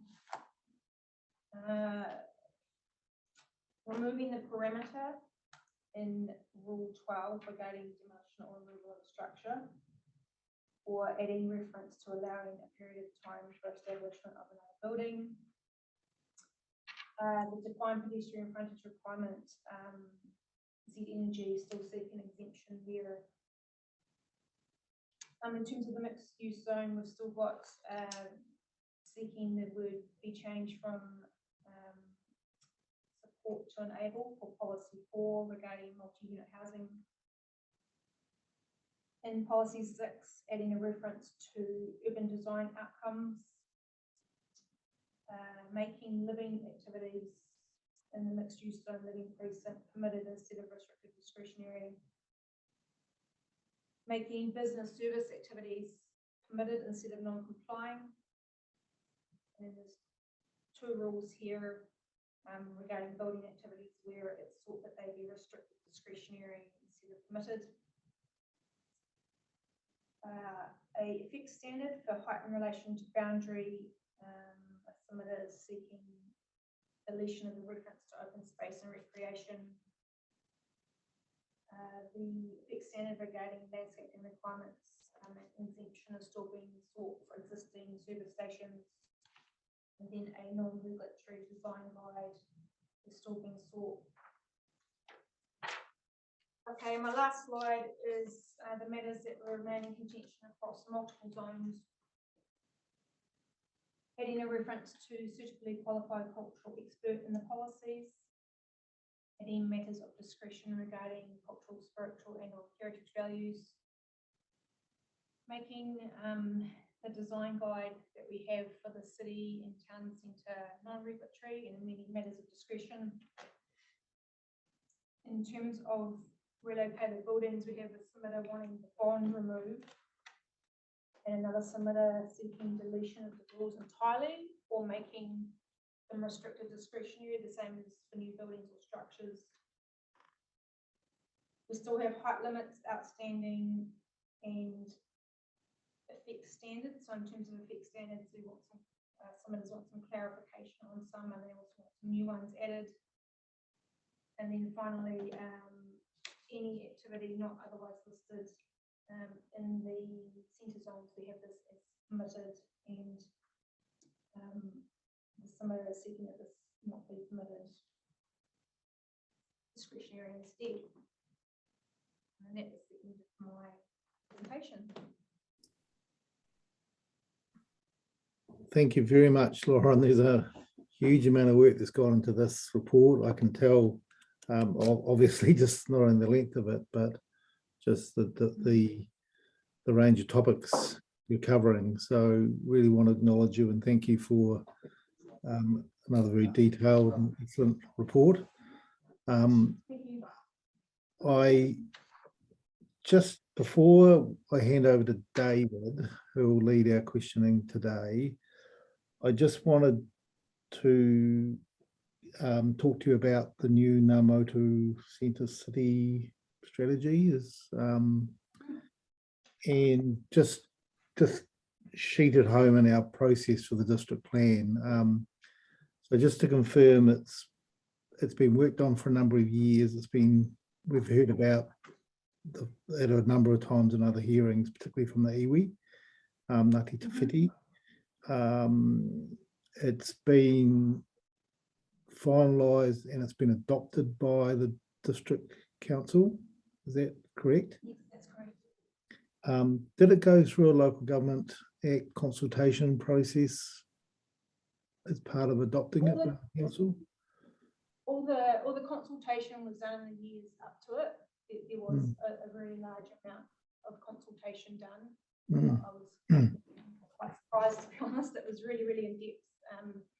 Lots of workshops for groups over several days, and it wasn't just a one-time thing. Council came back 2 or 3 times to those groups. So it was felt that the consultation had been done earlier, and then all the feedback council received was really positive for it. So yeah, it got adopted by council at the end of last year. Didn't go through one of those formal consultation procedures that a lot of councils feel they need to do under the Local Government Act before they adopt major policy? No. No, it didn't. Okay. And just another couple of points of clarification. In your mind, where does it sit with our decision making? Well, I guess it's not a regulatory document. It's not something that council has to do, but I think it's pretty significant council's been getting some strong messages from people out there in the community that we need to do something, and we have done something, and there's been a lot of stakeholders that have been involved with it, and the feedback that I've had from management is not too many people are in opposition to it. Everyone acknowledges that the city centre needs some help. So I think it's important that you keep it in mind. I guess some of my concerns are I don't want to duplicate stuff in the district plan if it's going to come down the track through this strategy. So yeah, I think it's something pretty important. Okay. And my last question is probably one for Christine. If we could have a copy, obviously it's probably online and amongst the New Plymouth District Council. You don't attach them as an appendix, do you, Lauren? It's No, I don't. It's actually a little bit different. A lot of strategies that council's produced in the past, it's just been a PDF with a long document. But this one is sort of it's got different pages, so you sort of step through. So it's an online, so more of an online. It is online. Yeah. Okay. The link is online. Yes. It's a bit different. It's layout. Yeah. Okay. We'll track it down. Yes. We'll track it down online. That's fine. Okay. Thank you. And I will hand over to David. I think I've got a number of questions for each of the three council witnesses, but perhaps kick off with Lauren first. Okay, thank you, Stephen. My questions are predominantly for Lauren, and there's 2 or 3 general questions and then just 2 or 3 specific ones, but I want to start with like the chair with the Central City strategy. And I really need some certainty as to what regard we do have to it. I heard your answer to the chair, and you said that's something we should keep in mind, but is it a matter that we have to have regard to in a statutory sense, or particular regard to? And if you're not sure, could you seek some legal advice on the role of that strategy in terms of our deliberations? Okay. Yes, as I said, there's no legal requirement for council to do this, but we've had some strong feedback from council that we do this. Yeah, I think you're misunderstanding what I'm saying, Lauren. I know there's no legal requirement to do it. Is there a legal requirement now that it's done for the panel to consider it in terms of its deliberations of submissions, etc.? Okay. That's the question. Yeah. Okay. To give you an example, I mean, clearly when we're considering submissions within scope, we consider how under section 32, how they give effect to higher order documents, RPS, the Act, MPSs. I'm guessing that the Central City strategy doesn't fall within that ambit, but is it captured by any other provision in the plan that would affect our decision making? Okay. So that's a plan making type question. Secondly, and aligned to that, and I guess I probably know the answer, but I'll ask it anyway.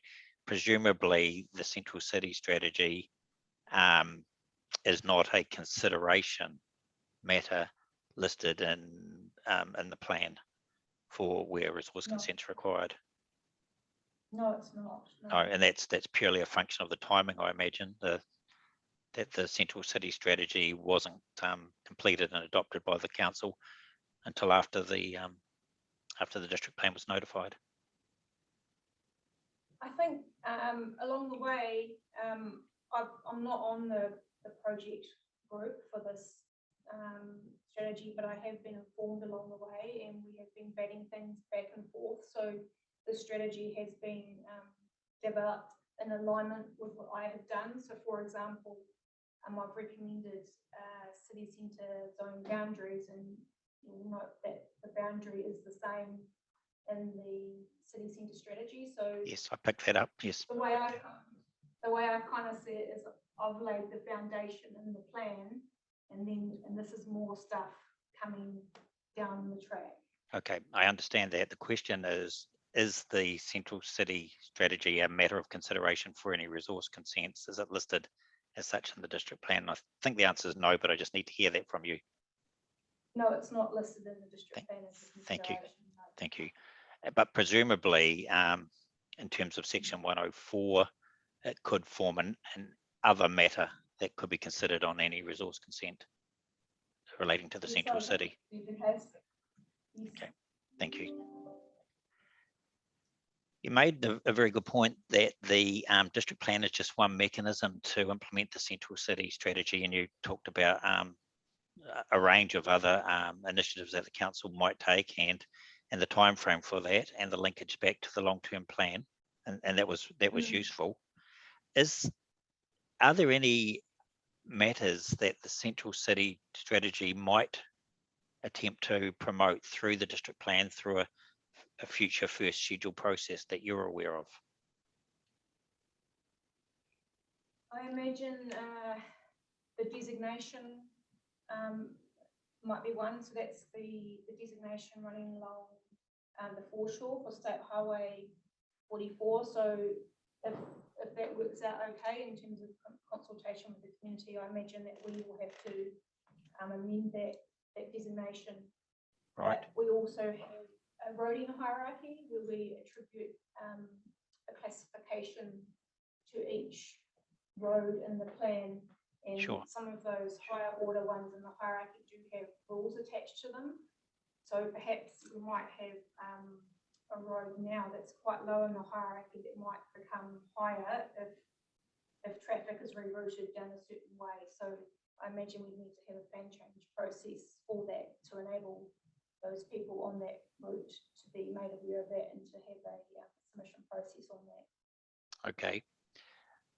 Thank you for that. But that's a couple of areas that you could think of that a first schedule process might have to be enacted in the future. Yes, and another one I can think of off the top of my head might be if we have sort of residential design guidelines that go into place for that eastern neighbourhood that I talked about on the eastern Yes. side of the city zone. So that would require consultation with the community also. That's a nice segue into my next question, Lauren, and that was on the eastern neighbourhood. And I'm looking at your slide on that. Sorry, I can't tell you what page it is, but it's the one with the green shading. Obviously, there's an intention to, and you answered a question to the chair that there's intention to encourage residential in there, and that would have an impact of reducing the length of the rubber band that the central city currently suffers from. And does the central city zone encourage that sort of development? Does the policy and rule framework anticipate that eastern neighbourhood developing in any way compared to, say, the rest of the central city zone? Yeah. At the moment, the city centre zone is treated as one. Yes. So, Okay. these are all treated the same. Okay. There's no preference in any particular area for Right. something to be stronger than another. So any future Schedule 1 process might look at not only design guides, but also activities and perhaps further delineation of the central city zone. Potentially, yes. Yes, potentially, yes. Okay. Okay, that's the central city strategy. Stephen, did you want to come in on any of those, or should I carry on with my list? No, I've got a separate list, so I'll just won't Okay. ask the ones that you ask. So Okay. yeah. Right. A couple of big picture issues now, Lauren, and it may be that Tim and Richard may want to answer also, but this concept of central city vibrancy, the idea that there's a real drive to make the central city vibrant and prevent leakage from it, and the district plan for the central city is pretty enabling. Are there any, what other initiatives are the council taking outside of land use control to achieve that, other than, or are they all contained within that central city strategy? We've had some going for a wee while.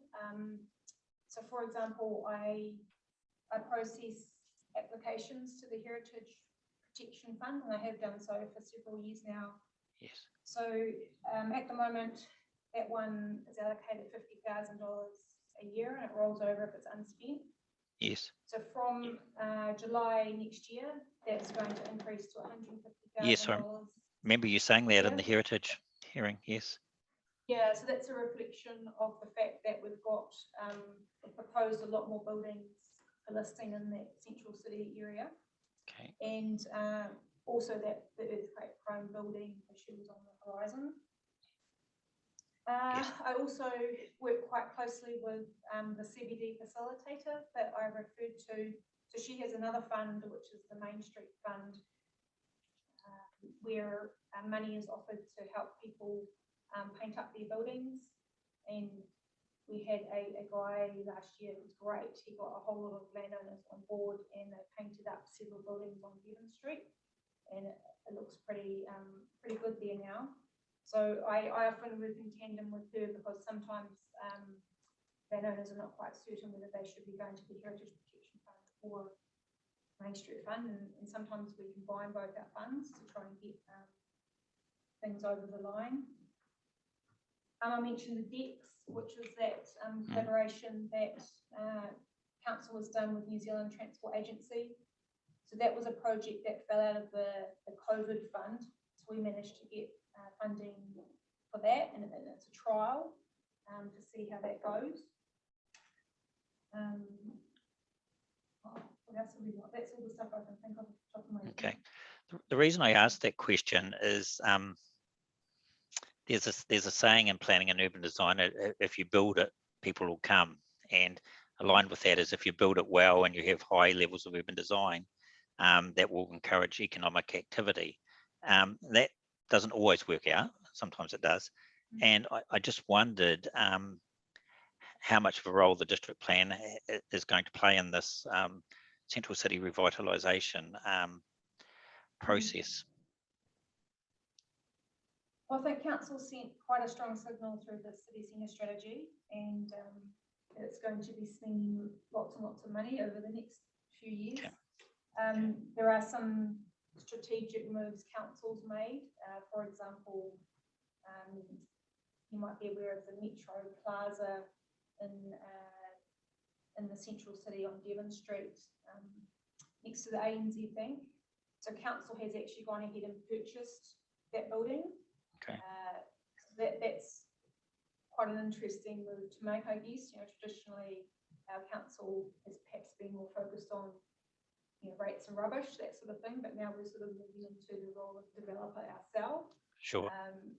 And so that's been purchased for a wee while now. So we're waiting to see how the city centre strategy goes, and that will Okay. should tie in with that. Thank you for that. You said during your presentation that the central city core is too big and that it needs reduction. And that's obviously a comment based on the operative plan. And that's why I was interested in the eastern neighbourhood and what effect it might have spatially on the central city in the future. But that is a future action. Can you just remind me, has the central city, commercial area A, presumably, has it actually reduced from the operative plan to the proposed plan in terms of spatial area, or is it pretty much the same area? I mean, you talked about it being 2.5 kilometres long. Yeah. But was that under the operative plan, or is it the proposed plan also? That was under the operative plan. So yes, it has been pulled in at either side. Yes. So it Have has you got a reduced, graphic? yes. Have you got a graphic that actually shows that in your 42A?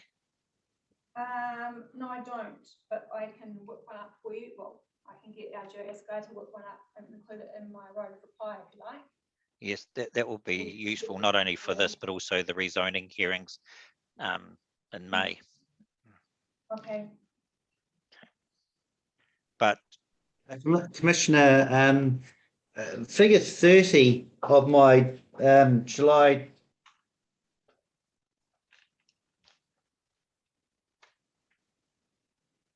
Figure 30. Tim, you're on mute. Yeah, that helps, doesn't it? Yes, a page 63, figure 30. It Appendix may give you a 15, David. Appendix 15. Yeah, I've got it. Yeah. What page was it, Tim? Page 63. page 63 of that report. Yes. It Okay. it just gives you a bit of a flavour for the current zone within the broader central area. And I think that 2.5 refers to the extent of that, the red and the blue. Previously under the operative. 2.5 so you can sort of kilometres, see yeah. where, yeah, so where you can see where it's pulled back. So what's the yellow Central City boundary? core. What's the yellow boundary? That was basically the mesh blocks that make up the central area that we used to do our comparison, which I think was what Commissioner Daish was referring to before about identifying those areas which my metrics are related to. So I just overlaid the mixed use zone and the central city core zone on top of that, just so we can see graphically where that differential is in the areas. So that, I mean, that's just to help guide your Yes. understanding of it. Well, just so that I do understand it, and it looks like it's exactly what I'm looking for. Is the yellow boundary, give or take, the extent of the central city and the operative plan? The Yeah. yellow boundary includes some areas just beyond that, and it's Jump- and those yes. areas are simply as a result of the mesh block boundaries from Yes, Stats New Zealand. yes. That's why I said give or take. Yes. Yeah. But yeah, and so really, we've seen the blue being the central city zone in the proposed plan, and the red being the mixed use zone. Yes. So, okay, so it's presumably was in the operative plan both the red and the blue all central city.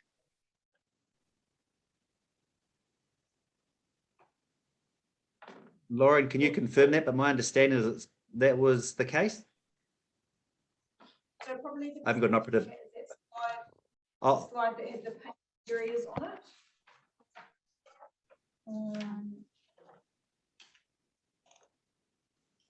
and what I'll do, Commissioner McMahon, is I can put that on top of this map as well, so you have it all in one when I send you a little addendum. Sorry, yep, Lauren, I didn't quite get your answer there. What was that? So on slide 10, there is that map there that shows the business A, B, C, D, the different shades of pink. Yes, got that. To show the stretching out of the rubber band. Yes.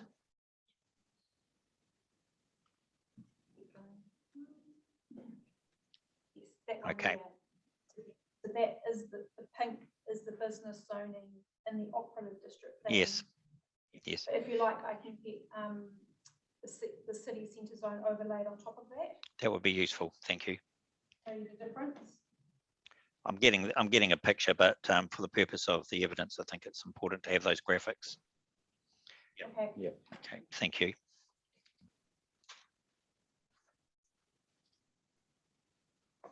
Okay. So that's the sort of the big picture questions I had regarding the central city zone. I want to get into some detail now, and buildings in the central city zone. My understanding is that the entry level for new buildings, additions and alterations is restricted discretionary. Yes, that's correct. And that would be subject to assessment against the Central City Design Guide. Mhm. Yes, Correct. and the exception to that is it's fully discretionary for any buildings within the coastal fringe. I think that's the term, is it? Coastal frontage site. Coastal frontage, sorry, thank you. Two questions there. This design, I guess you could call that a design-led approach.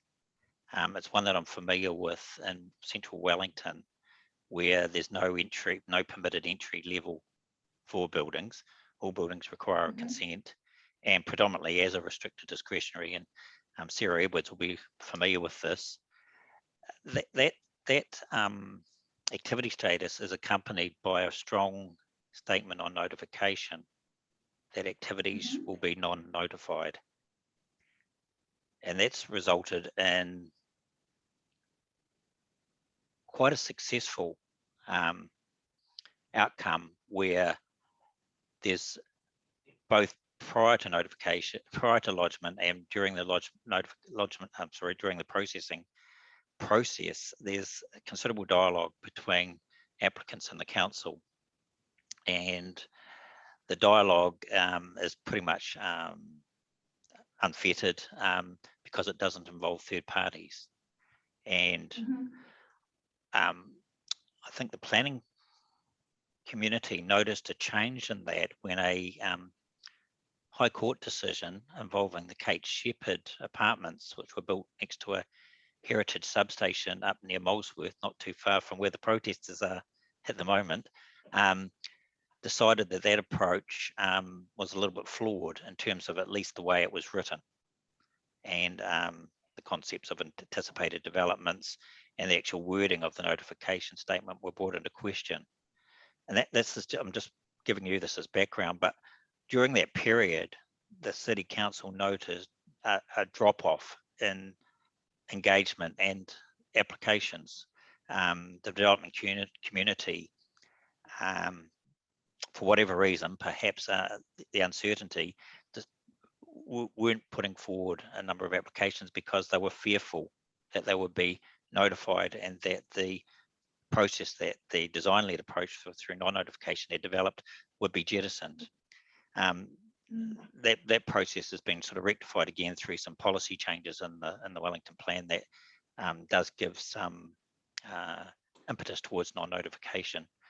That's a very long way of asking you whether the council had considered pairing the design-led approach with, which involves restricted discretionary as an entry level, with some form of non-notification statement within the plan. It's not something that was considered at the time, but we've been having discussions about this and whether this is something that could be done. I would hope that at a restricted discretionary level there isn't the need for notification, and I would hope that it's just a conversation that's had between council and the developer.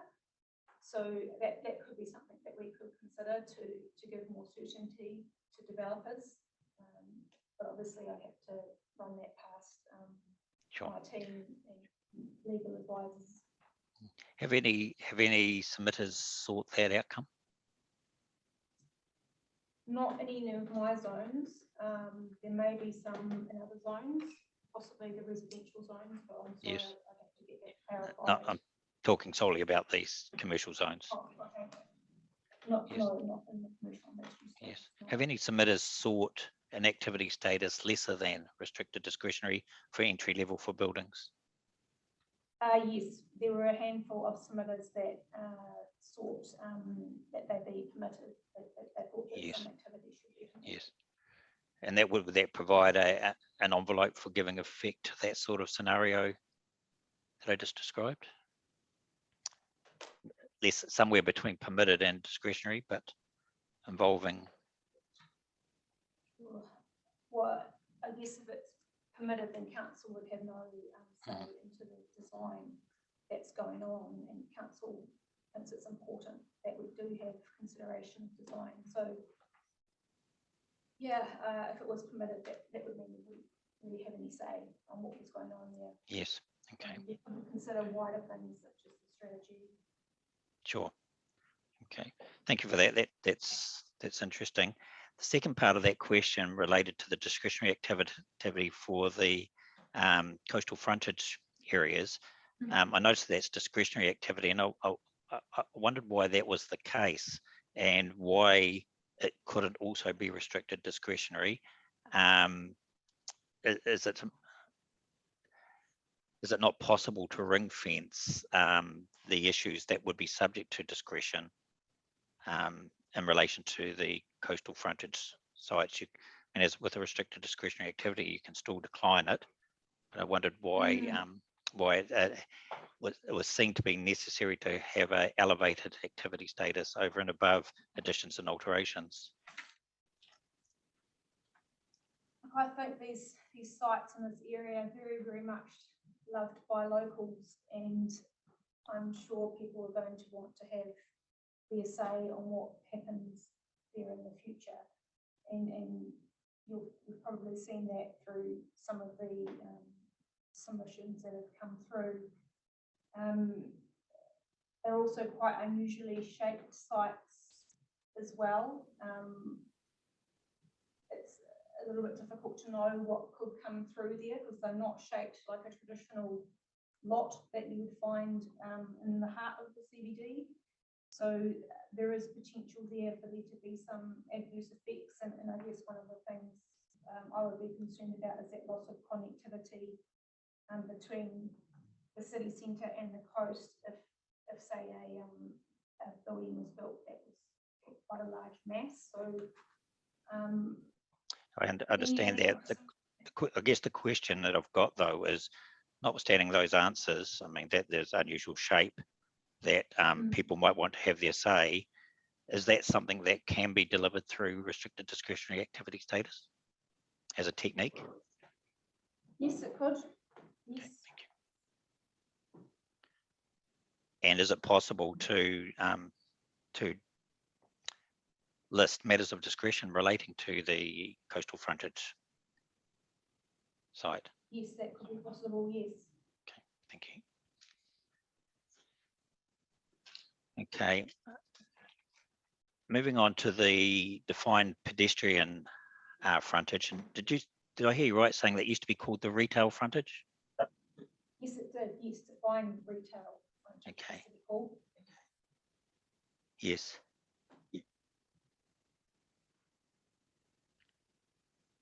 And again, is that a restricted discretionary or a discretionary for alts and ads?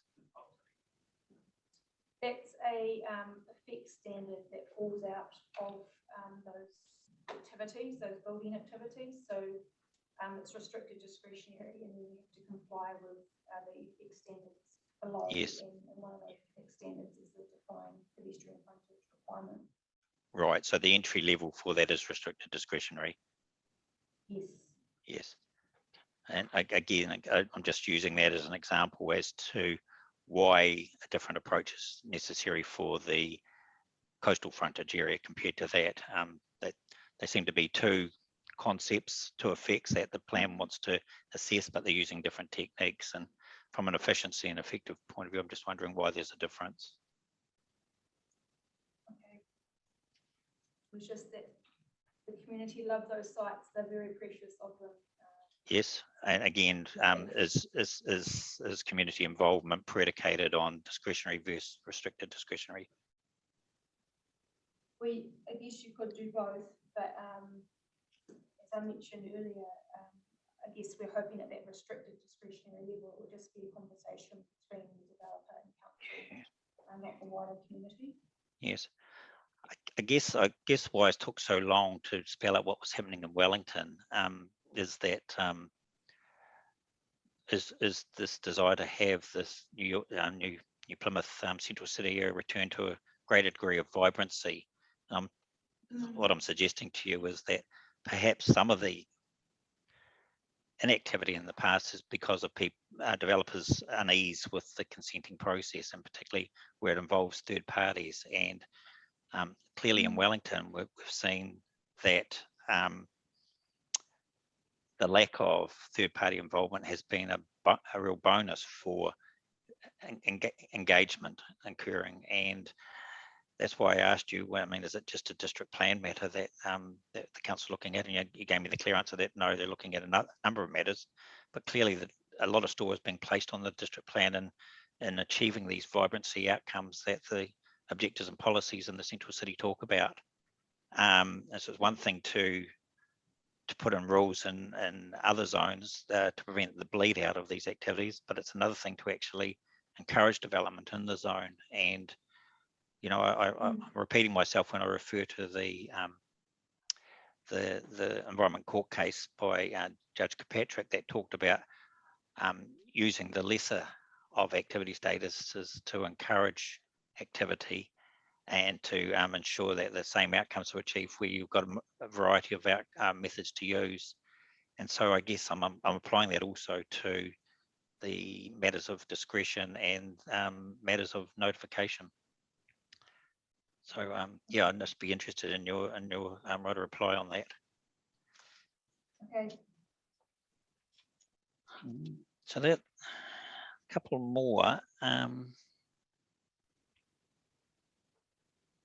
Yes, the mixed use zone living precinct. Is this a recommendation coming out of submissions as opposed to something that was included in the notified plan?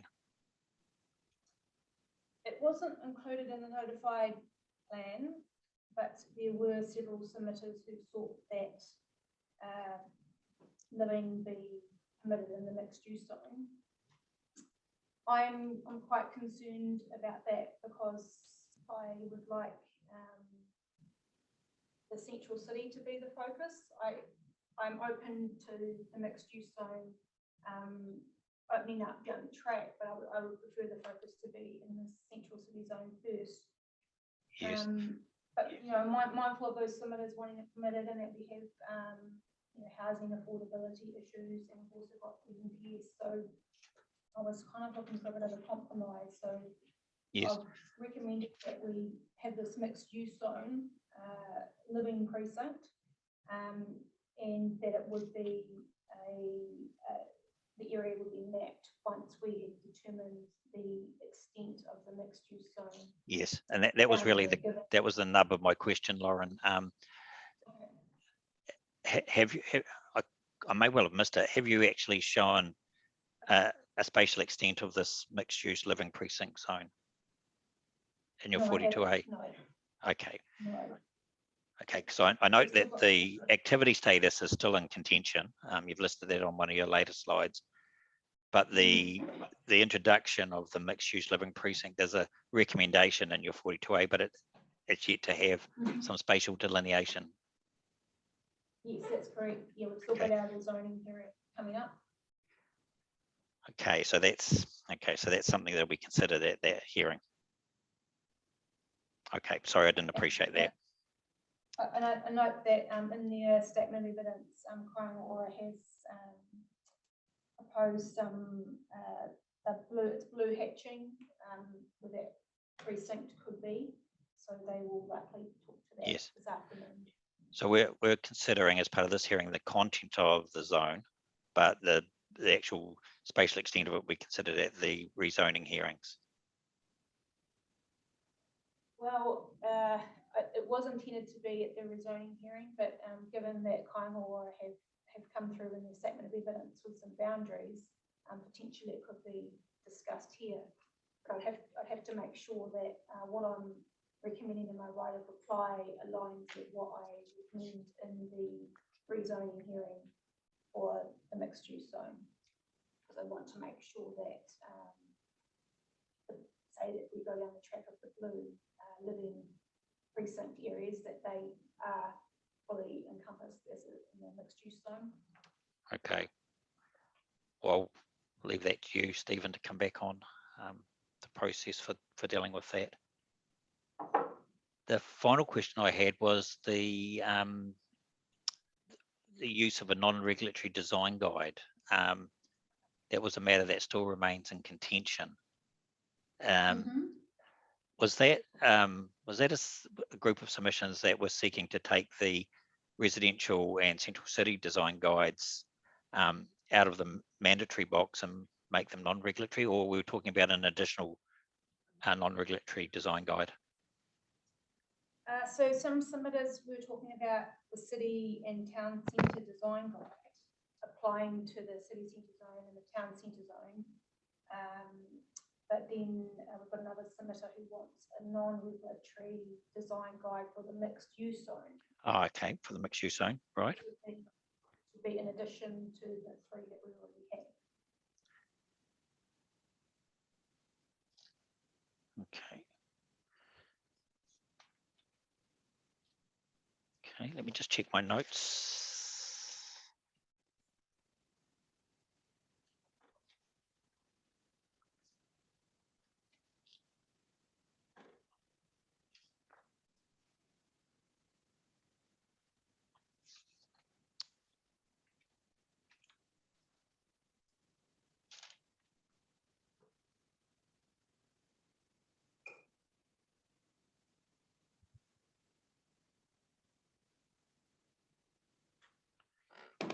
Down centre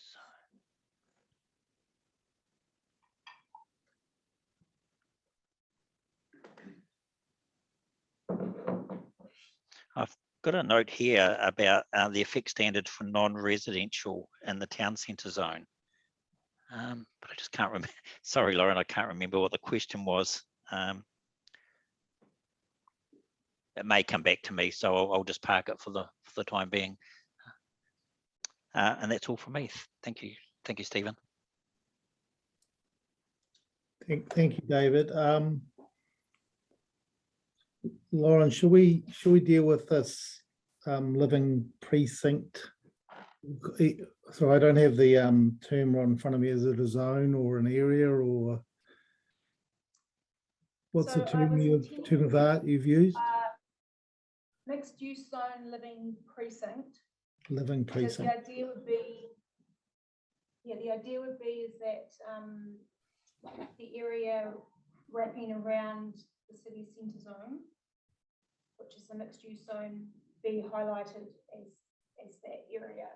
So it would be just that area of the mixed use zone where residential would be restricted discretionary, and all other parts of the mixed use zone in the district would remain as discretionary. Just a reminder that that mixed use zone is not only in the central city, it is also in other areas as well.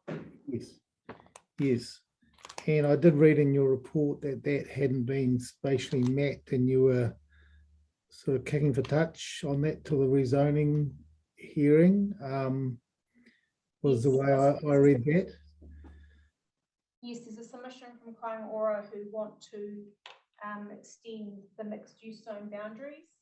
So we haven't reached that point yet in the hearing schedule. So I was looking to make that area match the boundaries once we made the recommendation on that.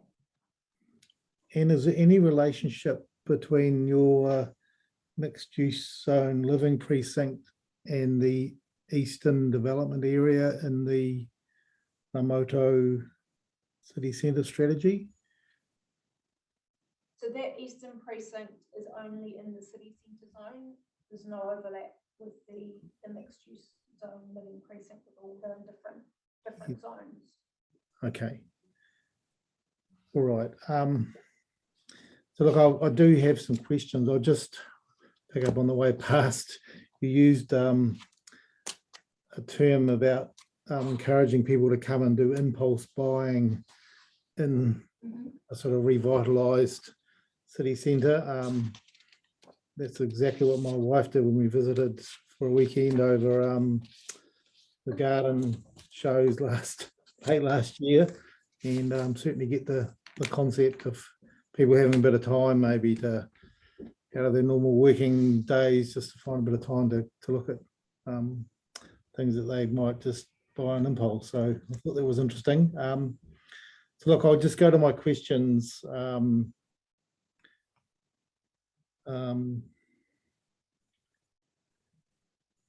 Your paragraphs 184 and 185 of your section 42 report. And again, this is a process matter. This is the one on heights, and we've read it's quite a difference of not a huge difference, but some different views from Mr. Ray for Kāinga Ora about heights. And you suggest that you've already met with Kāinga Ora and you anticipate further dialogue with Kāinga Ora. So how are you proposing to manage that amongst our hearing schedule, Lauren? It is going to be very tight. I think I will need to wait and see what falls out of this hearing, and because I'm aware that Kaingaroa have proposed some new height limits, so I do want to hear what they are and the reason for them. And I guess then if we feel there's a need to dialogue more, then we will set a meeting up and take it from there. So just in terms of the process for that, you may or may not want to have some further conferencing or and report back, or what's your thinking at the moment? Do you want to reserve that until we get the right reply? I think so. I want to understand, because the position has moved from what they put in initially. So I want to learn more about that and listen and hear about it. So yeah, I think I could probably send a strong signal on my right of reply once I've heard. Yes. Okay. Well, about certainly, that. as you know, I really do encourage that process of further discussions when issues are narrowing between the key parties. So I'm also getting some smoke signals that the staff team's pretty stretched, and it's a balance between what's possible between our hard deadlines on getting our decisions out. So I'm preferring, rather than to direct conferencing, to have good buy-in on that from the parties, acknowledging the timeframes that may be needed. So thank you for that answer. Paragraph 202 of your 42A report, and this is the Tasman Prospect Park. This is one of these coastal sites that's, from everything I've read and seen from the development of New Plymouth, is a absolutely key area for the city. I just wanted to note that we've had an email from Mr. Twigley, who is representing, I think, the Ngāti Te Whiti Whenua Taupu Trust, just recently saying they don't want to be heard on this matter or don't want to present any evidence. Do you have any, does that signal that they're comfortable with your, I presume that signals are comfortable with your recommendation, so can't put words in their mouth. But have you had any dialogue with Mr. Twigley on this? No, I haven't. No. Okay, thank you.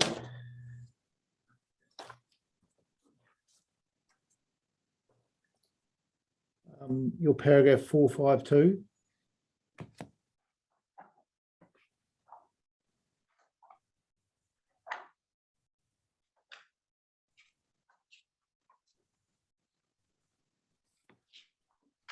So this is your critical mass concern, Lauren, and it does, obviously this district plan has been decided at a pretty pivotal stage for the council, with your city centre strategy now being completed. Some very obvious issues with the vibrancy and vitality of your central city, and the strong direction, I suppose, in the MPSUD regarding well-functioning urban environments and city centres. So critical mass of residential housing in the central city. Can you just explain to me a bit more about, what your ideal world as a planner would be if you step back a couple of years, knowing what you know now and the way that the zones are now fitting in amongst the new policy and also the new strategy? Knowing what I know now, I think I would have proposed that city centre zone smaller than what is in the proposed district plan. And I did consider that, but I don't have scope. I've actually got submitters coming the other way where they want to be added to the city centre zone. So that will come up in the rezoning hearings, no doubt. So yeah, given my scope issue for now, I can only work with what's in the proposed district plan or go larger rather than go smaller. So that might be something that council has to consider down the track as another plan change. I don't feel that I can do it at the moment in this current process. Yes, so not all is lost, is it? Like you could do a plan change to respond positively to the new city centre strategy, and that could be completed in reasonable order. No, you know, wouldn't have to wait a long time to do that, would it? Or it could even be a variation. But yes, do you think the issues that are confronting the town, the city centre, and now the town centres perhaps as well, are of such gravity that any further Schedule 1 process should be thought about as a priority? And I'm reflecting on Mr. Heath's new evidence to us today in terms of new metrics over the last 2 years. So today was the first day that I'd heard Tim's evidence, and I had kind of thought we were on a little bit of an up, but it doesn't sound like it. It sounds like we're on quite a bit of a down. So yes, potentially could be quite a priority for us. I was quite shocked at some of those figures that Tim raised today. So just thinking aloud, really, while we have to very, very carefully follow scope in our decisions and our recommendations, you know, we can certainly make some observations on key planning issues in our recommendations that the council might consider or would need to consider. You know, obviously our role ends when we deliver our recommendations, but it could well be something that might be quite useful coming from us, do you think? Yes, that would be helpful. Okay, thank you. Right, I'm just moving on to your paragraph 464 on page 100. Oh, we've already covered that. This is the plan for the spatial extent of your proposed mixed-use zone living precinct. So we covered that.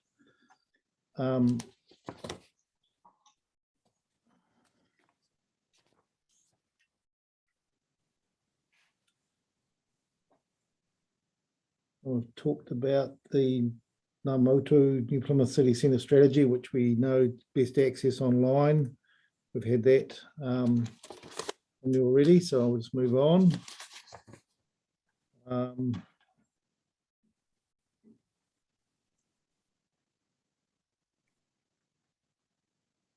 Oh, your 571. This is about maybe some of these more sort of recent, more modern mini supermarkets in town centres. Are there currently any after hours? Are there any 7-Eleven type convenience stores around that people can go to? Is that come to New Plymouth yet? Not that I'm aware of, no. Okay. People will probably go to the service station. Yes, they've pulled that role really, haven't they? It's interesting. And you've got is it a BP quite close into the centre? Sir, I can confirm that. As a user of them late at night when you miss the kitchen closing at the local restaurant, and you're forced to buy a stale pie from BP at 9:30 at night. It's Sorry, I thought I'd just add that into the evidence record. I'm sure that BP would not like you to say that, David, but it might be a fact. Now look, I'm now looking at your 607, Lauren, and I want to ask you some questions about the participation of Tangata Whenua in the city centre planning, both in terms of plan making and resource consents. And the for me anyway, the obvious takeoff point is KD Holdings, Mr. Doodie's development, which was heard at the resource consent hearing, and it's probably a bit over 18 months ago, or about 18 months ago, and it's the images on the front page of Appendix 15, Mr. Heath's report. So my questions really are around active involvement of Tangata Whenua, particularly Ngāti Te Whiti Hapu, around centre city planning and future decision making. If you considered you had scope or even thought it was a good idea to perhaps look at a restricted discretionary non-notification type process that David talked about, which I know from experience does open up all sorts of opportunities from a practical point of view, where landowners are very cautious of getting embroiled in resource consenting processes that could lead to appeals, not only on a cost, but just a hassle basis. Would you see that it would need to be or should be a three-way process involving Ngāti Te Whiti Hapu and the council in any sort of design process going forward, given your the directions in the Ngā Motu strategy? Yes, I think that makes sense, particularly what's in the city centre strategy. Yes, and like I've talked about it in my presentation, you know, that Tangata Whenua settlement, and it underpins that whole entire city centre zone and the way we've evolved over time and how we've informed. So yes, I think that's got potential, definitely. Thank you. Your paragraph 649, Lauren, at the bottom of page 142.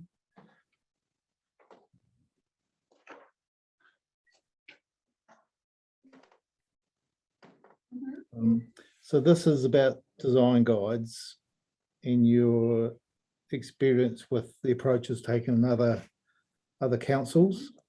I'm very familiar with each of those plans and areas. Are you familiar with the cities as well as the plans? I'm familiar with the cities more than the plans.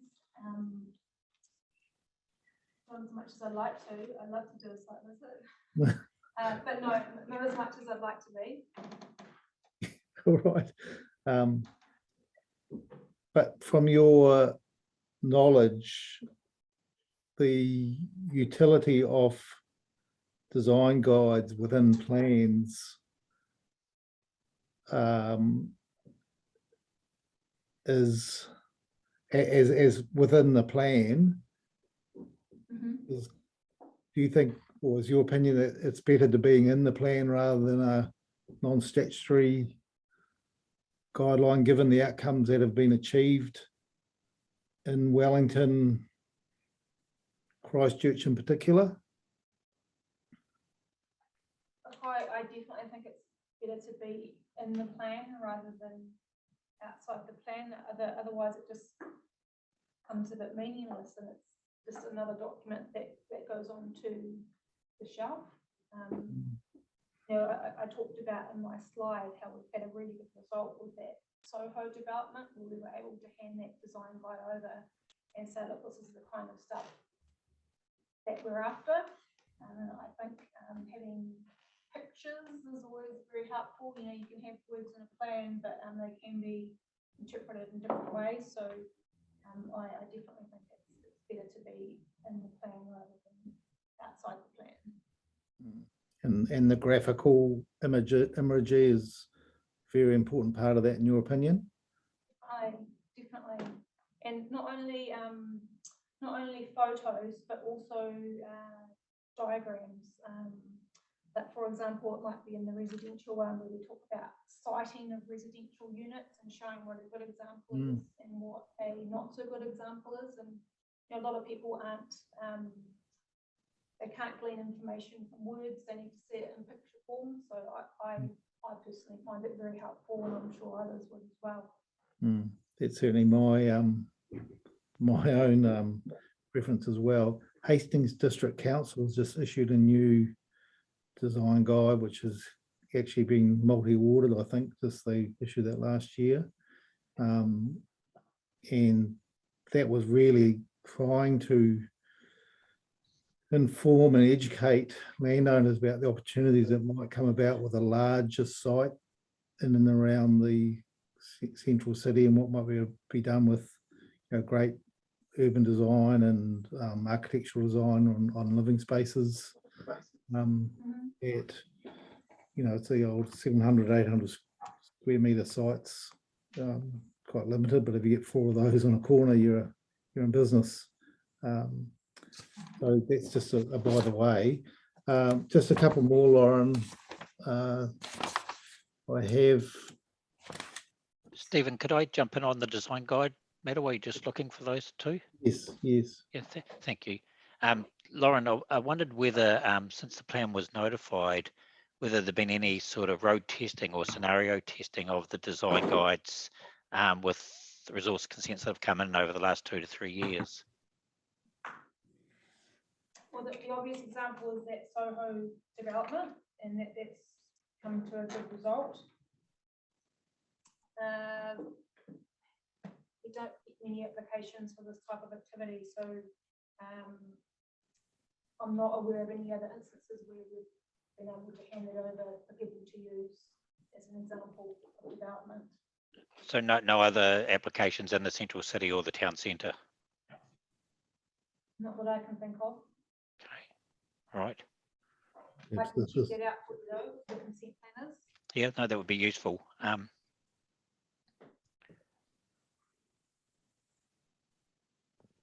Thank you. Right, just a couple more. Your paragraph 860, Lauren. There's the old perennial topic about matters of restriction, matters of discretion. You've suggested some improvements here. Are you happy with scope with those, Lauren? Paragraph 860, page 184.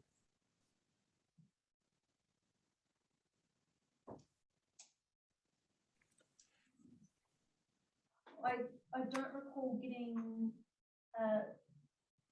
submissions on the specific words, but there were submitters talking about how it works with the heritage character area. So I think that particularly those words in respect to the heritage character area will help. Yes, we're very supportive of the direction that you're recommending, and we did have a discussion, I think, at the last hearing, where the other Lauren was talking to us. We asked about, you know, how far can we push tweaking these sorts of improvements. Yeah, so maybe if you can just give us some sort of context on scope and that in your reply.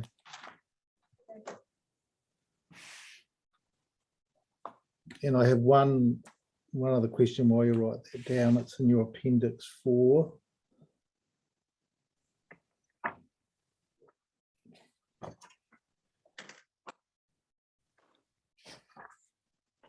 On page 6 of your appendix 4.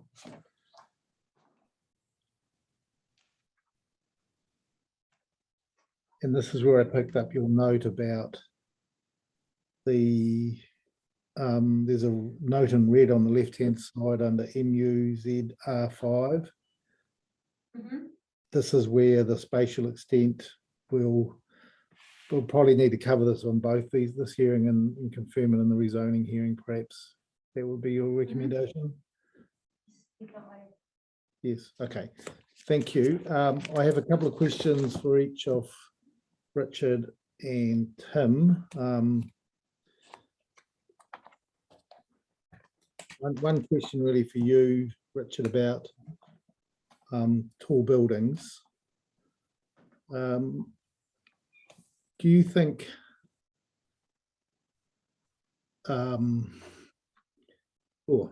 what is your opinion about landmark tall buildings that make a statement or have some sort of brilliant design as features within an urban environment like New Plymouth? The obvious ones that all designers talk to me about is the Gherkin in London on a very flat plane of 2 and 3 story London buildings, sort of becoming iconic. And I was certainly involved in some major hearings in Dunedin around the Octagon where 20, 25 story hotel buildings were being proposed, and it wasn't so much the question of the height, it was the quality of the building in terms of its iconic nature or not. So really just, you made a comment about those two quite, or one particularly poor architectural example in your city, and the other one which perhaps isn't so bad, but yeah, just your comment on iconic buildings that need to be high to be part of their fabric. Well, a beautiful iconic building is something we'd all love to have. We'd all like to have a Sydney Opera House or a Chrysler building or a Gherkin. But of course, most buildings, the overwhelming majority of tall buildings aren't iconic, they're just tall buildings. And I think the whole reason for our height limits is that we're aware of the risk of a tall building. So if an applicant wanted a tall building and it was going to be a Gherkin, so to speak, well, I guess the resource consent process would understand that proposal and it could be consented as a beautiful thing. In New Plymouth as a provincial city, I think the risk of individual tall building is greater than in those bigger cities, like the Londons or the Wellingtons or whatever. The chances of getting a beautiful tall building in Plymouth as a standalone object is very low. And all we're saying is that we put that through a consent process. Our history of tall buildings in New Plymouth hasn't really been a favourable one. Our taller buildings haven't really done us well in terms of visual amenity. You could argue that they're providing clientele to the CBD, but the ones that we've shown you, they're on the outer edge and they do us no favours. All right, perhaps a supplementary question. Who decides what is good design? The architect or the developer or council planners or you? Who's the arbiter and what is the process and the design guides for doing that? That's a good question. The history of buildings throughout the world is always, many of the most famous buildings were controversial at the time, public, and with council officials, with city officials. So that is a difficult question to answer. Who is I guess it's the council ultimately, it's the representative of the public who would ultimately decide what is acceptable or not. But I'm sure Tim will have a perspective on that question. Maybe we'll stick with you for the moment. Okay. So the council, the elected representatives, is that what you're saying? No, I'm suggesting that, I guess what I'm saying is that in my experience where we've had buildings that have been proposed, if they are well designed by architects or whomever, then that often is obvious to the decision makers. and that makes the process a lot simpler, but it's still really with the local authority or planners to make that decision. I believe. I think they're best placed to assess the proposal as it's coming in from the applicant and to weigh up the policies, objectives of the plan. But like I say, in my experience, good design is often obvious, and that does make the process less contentious than I believe a lot of people think it is. Did you support the height of the Mr. Doodie's building on the Katie Holdings one? My position, and I was council in that building, was that the position of that tall building around the edge of the basin was, because it was on its flanks, was fundamentally appropriate. But I did say there was a risk there was a one floor risk, if you like. It was one floor, was well above permitted height, but it was one floor taller than a level where I believe there was very little risk. So that was my perspective. On balance, and I with council supported the application. Okay, thank you for that. That's very helpful.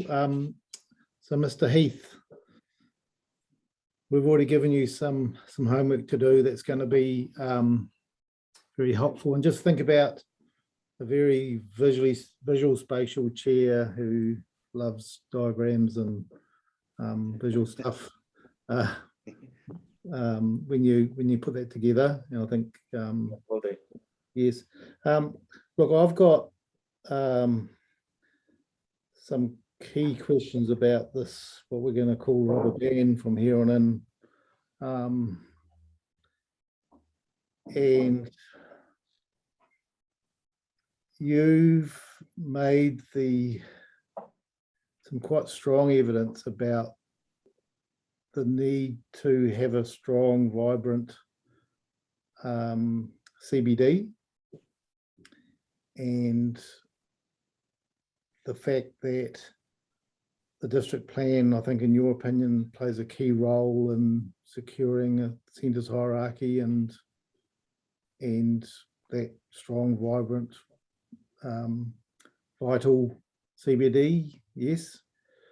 That's correct, yeah. It's an important framework from which to develop it. Yes, all right.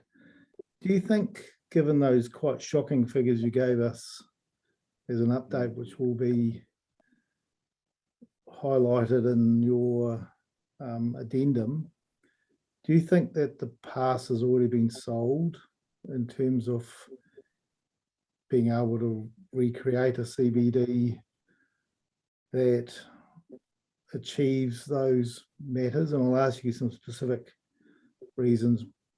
I'll put some context on that question. We've heard that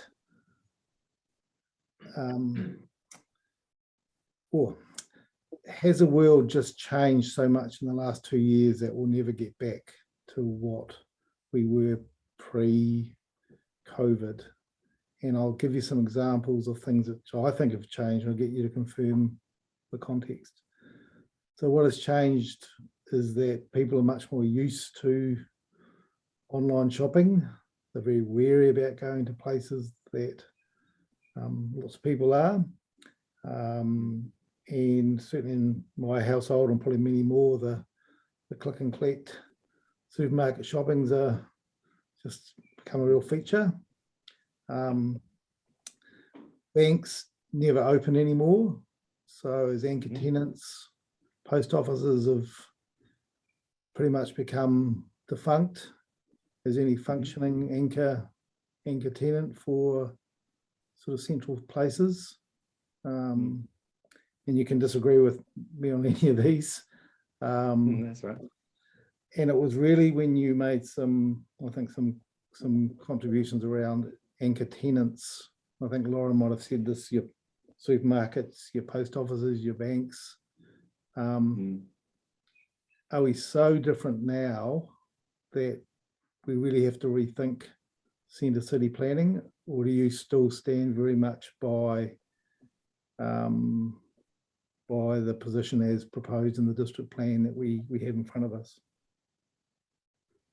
No, you're right to identify that there's significant change going on in the market, and it's been fueled by what's happened in the last few years with COVID. The change to internet retailing was occurring before COVID, but I think it's been fueled by COVID. I think in the last 5 years, there has been a merging of LFR and retail. I don't think there's much of a differentiation at all. It's basically pure what they sell. I mean, LFR format were traditionally called bulky goods because it's all big, washing machines, fridges, and things like that. Now a large chunk of large format stores don't sell large goods; they just sell retail goods. And the only differentiation between large format stores and what the small format stores offer is based on the store footprint. There's no real difference in the product. There's no differentiation in the product that's been sold. So we've seen a merging of small format and large format retail starting to compete more and more. So I think there's a big shift also as a result of all those trends to the retail experience or the shopping experience and the quality of the destination and environment in which the CBDs are relying on. They're no longer just relying on retail and commercial services. There's the community aspect, public space, waterfront areas in cities and centres that can have access to waterfront areas, public transport, arts and culture are all critical now to also the recovery and rejuvenation of CBDs. In terms of so non-commercial aspects are just as important, and residential is an important part of that as well, actually, moving forward. And also, in this instance, the implications of what's happened over the last few years means CBD should be more focused in terms of investment in the delivery of new development. The spatial extent of the central area of New Plymouth is huge in the context of its population base, just under 100,000 going to just over 100,000 in the next 10 years or so. We are not talking about a big market here. So when we're looking at effects of dilution of commercial activity in particular out of the CBD, we're talking potentially a generation of recovery required to get the CBD back. But I'm saying that CBD recovery should be in a more focused setting rather than the broad extent of the CBD. And a good example was that I've used and I've assessed before is Hamilton. I mean, the base came into Hamilton in probably 2005-ish and had a significant impact on the retail trade. Hamilton was already struggling, and actually also it was quite a large CBD or central area at that time as well. We're now starting to see the emergence, the green shoots of development starting to occur in the Hamilton CBD. That's about 15 years or so after the initial impact, and that's just the start of its recovery. So it's still got 10 years to go to really start materially seeing that recovery. And that's not just based on commercial activity, though. There's a lot of arts and culture development within the in the Hamilton CBD, and exposure to the river and development around that, which is also fueling it. I think there's some tertiary education stuff. So there's a broader range of focus in the CBD, and I think Hamilton's got a residential precinct as well, which is helping facilitate it. So that's going to be a 20 to 25 year program since the start of 2005, and I think the same is going to be the same for New Plymouth, but it needs to be, in my view, more consolidated. Yes. So are you saying 15 years or 20 years or 25 years? What's your... I'm saying it's been 15 years in the Hamilton example to start seeing the green shoots and really start seeing material reinvestment and redevelopment in the central city. But that's just the start of its recovery. It doesn't mean it's recovered because we're starting to see development in there. So there's still 10 years of development left before we can start saying, right, actually, this is materially improved to provide the level of amenity and environment required for the CBD to play its role and function efficiently. And I see a similar time frame for New Plymouth. Even with the new national policy statement for urban development, quite clearly giving national direction around these sorts of issues, that wasn't in place when the base happened in Hamilton, was it? No, it wasn't, but the point of difference with Hamilton, that had a hell of a lot higher growth over that 15-year period than what's anticipated in New Plymouth. So there just simply isn't the growth in the New Plymouth market to support a quick turnaround of the city centre. I mean, I wish there was, but I just don't see that level of growth in that market projected for the next 10 to 20 years that would allow a significant proliferation and recovery of the CBD. It's going to take time. Do you see that the anchor tenants, the traditional anchor tenants, supermarket, banks, post offices, being replaced with different anchor activities to secure the future of CBDs in New Zealand? For example, for example, hospitality precincts, new living in the centre city with, really well-designed places that people can live. Absolutely. I mean, but people don't go to the Auckland CBD because there's a farmer's store in there. There is a farmer's store in there, but they go there for that experience. So the waterfront rejuvenation is the one that's really triggered the rejuvenation of the recovery of some parts of the Auckland city centre. And that's the same with, I suppose, the Christchurch CBD recovery. That's really hinged around the Avon River on both sides as a focal point, and that's got a strong food and beverage and precinct delivery, the Riverside Market, etc.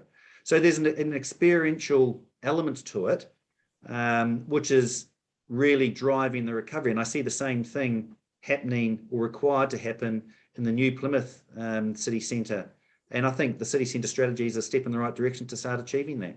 And do you see that supermarkets are required in CBDs as anchor tenants anymore, or is that's changed? I mean, supermarkets will deliver the size of footprint to the market. So when it's in a more suburban area, you get a smaller scale, efficient supermarket.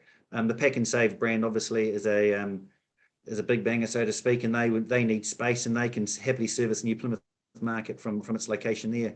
They're important, but they're not critical. They're good to have in the CBD, but not fundamental to have in the CBD. So your evidence really is that that for vibrancy and vitality and well-functioning urban spaces, the New Plymouth CBD should be smaller than currently being planned for, and focused on the Huatoki Basin and the waterfront as the attractions that people want to come and look at and visit and see and be part of the experience. Is that what you're saying? Absolutely. And it's, unless they achieve that, it's going to be difficult to grab the commercial office market, because the trends in commercial office, there's a huge expectation from employees now on what they want and the quality of the area in which they locate businesses. So the CBD currently really isn't ticking that box. However, with that reinvestment in those more urban and public environments to create a destination and a great working environment, then yes, we'll start seeing the CBD as a viable business location come back onto the radar of many businesses. They'll want to be in there. And I think that's the transition and the turnaround that we need to see in the New Plymouth CBD. And if we can focus that on a more concentrated area, given what's happened in the last 2 years, I think that would be beneficial to New Plymouth. Thank you for your answers, Mr. Heath, and also for the rest of the team. I think unless David has another question. Yep, I have. Thanks, Stephen. I'll keep it brief. I wrote down earlier, Mr. Heath, that in your view, other non-commercial activities are critical to the recovery of the CBD. So I guess what you were saying, it's not all about retail. It's not all about business services. It's about those other factors also, including the size, amenity, etc. Well, the first question is that your view? Absolutely. Retail is part of the solution, but not the solution. Yes. Okay. What about residential? I think when you made that comment about non-commercial, I think you, as an aside, just added in residential. We've seen in Christchurch and more recently, and for a long time, Wellington, the role that residential living, apartment living has made in the CBD. It's been quite readily undertaken in Wellington. It's been a bit of an anathema in Christchurch. Just people like their quarter section Pavlova Paradise is there, and I can say that being an ex-Christchurch resident, but and an inner city resident at the time too. So, but how critical in the scheme of things is residential living in the central city? I think it's important. I think it's important, important land use as part of the recovery. And I mean, I remember saying this 10 years ago in the Hamilton CBD, and I was almost laughed out of the hearing room as if they're ever going to get residential apartments in and around the Hamilton CBD. Well, they have, and they've actually been quite successful and quite popular. So I think it's an important part of bringing people and activity and vibrancy back into the city centre. Is residential activity a activity that's compatible with the role and function of the central city? Absolutely. It Yes. complements it exactly, particularly in with the city centre strategy, identifying that little neighbourhood. Yes, and the reason I asked that, and it wasn't to trip anyone up, it's just that I've gone through the policy framework for the central city zone, and it does talk about activities that are compatible and encouraging those activities. And there's a list of 6 activities, and it doesn't specifically include residential activities. And I wonder what you made of that.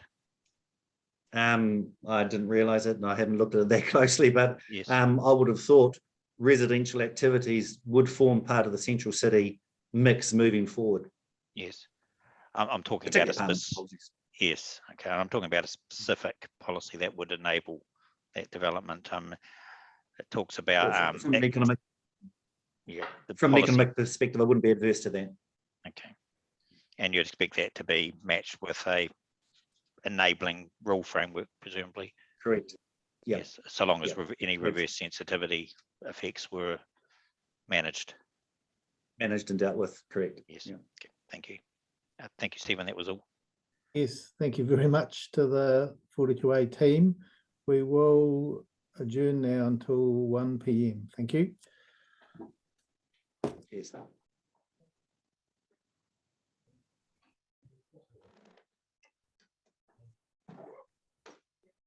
Welcome back, everybody. Hope you had a pleasant lunch, although a short one again, I'm afraid. It's the way we're sort of rolling along here. Our next submitter is George Richardson. Is George online? Stephen, that is the one that I was to read out. All right. Good. So that's right. So you read that into the record for us, Christine, please. Great. Proposed district plan, hearing 16, section 42A report, commercial and mixed zones. I will be not appearing at the hearing on my objection to aspects of the proposed plan, but I would like my views on the matter to be presented.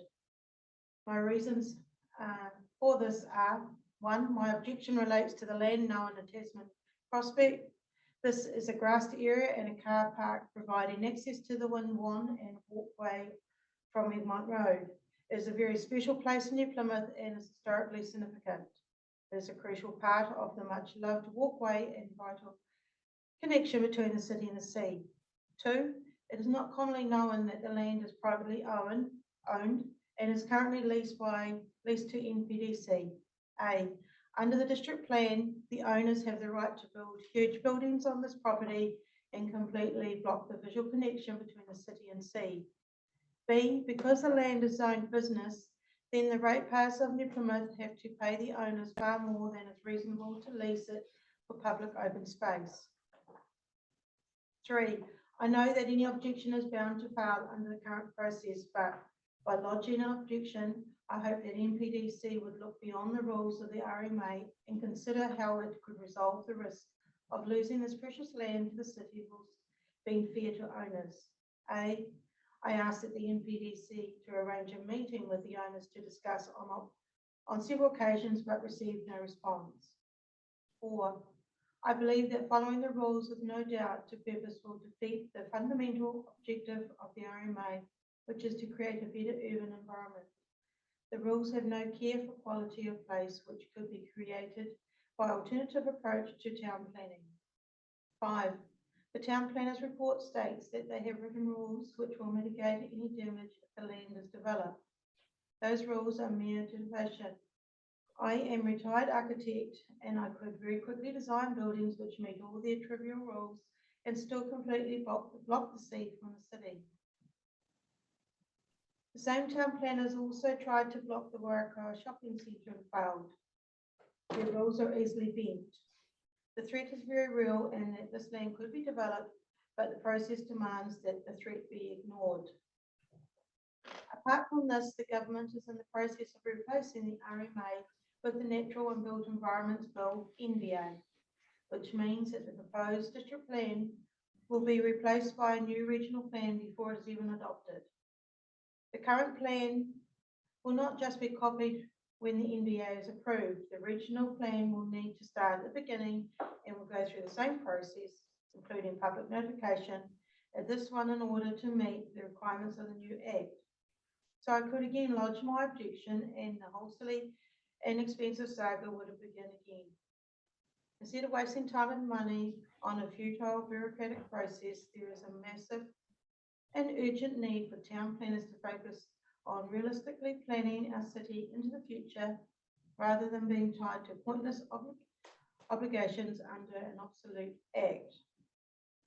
Since the proposed district plan was drafted, a massive societal changes have taken place which make it obsolete even without the introduction of NBA. The city centre will soon be empty of commercial activity. The Waikawa shopping centre will be not envisioned when the plan was written. It will have a profound effect on shopping patterns in New Plymouth, causing even more shops in the centre to close. Online shopping has increased exponentially because of the COVID lockdowns. This has speeded up the demise of the shop as we know it. C, bank branches will soon be a thing of the past as they are all closing. D, working from home is now a preferred option for many, so the need of office space is far less. E, many buildings in the city centre are earthquake risk, so cannot be altered for new uses. F, the layout of roads and size of buildings in the city centre are not conducive to residential accommodation. The city centre has no purpose and the NPDC appears to be applying some thoughts to this, but it's not enough. Planning our city to meet the needs of changed society is massive and urgent undertaking, the like of which has never seen in New Zealand.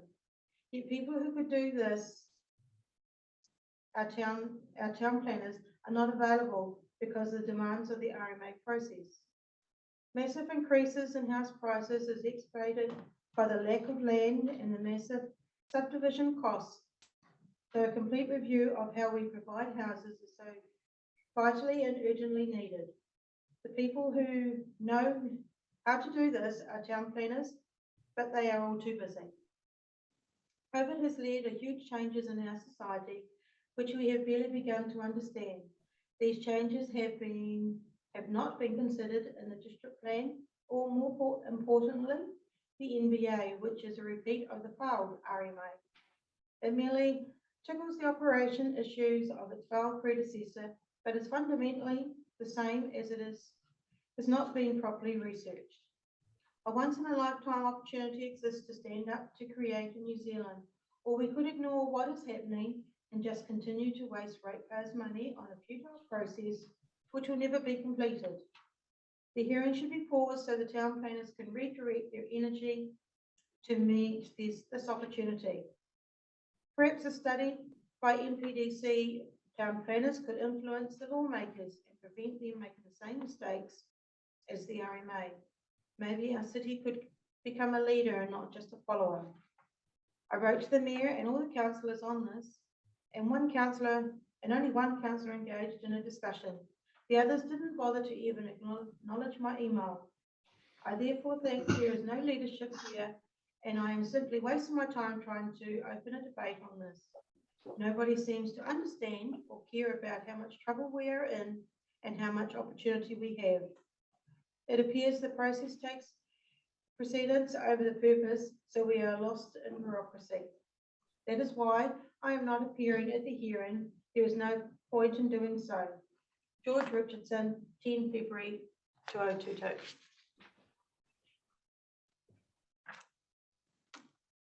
Thank you for reading that out, Christine.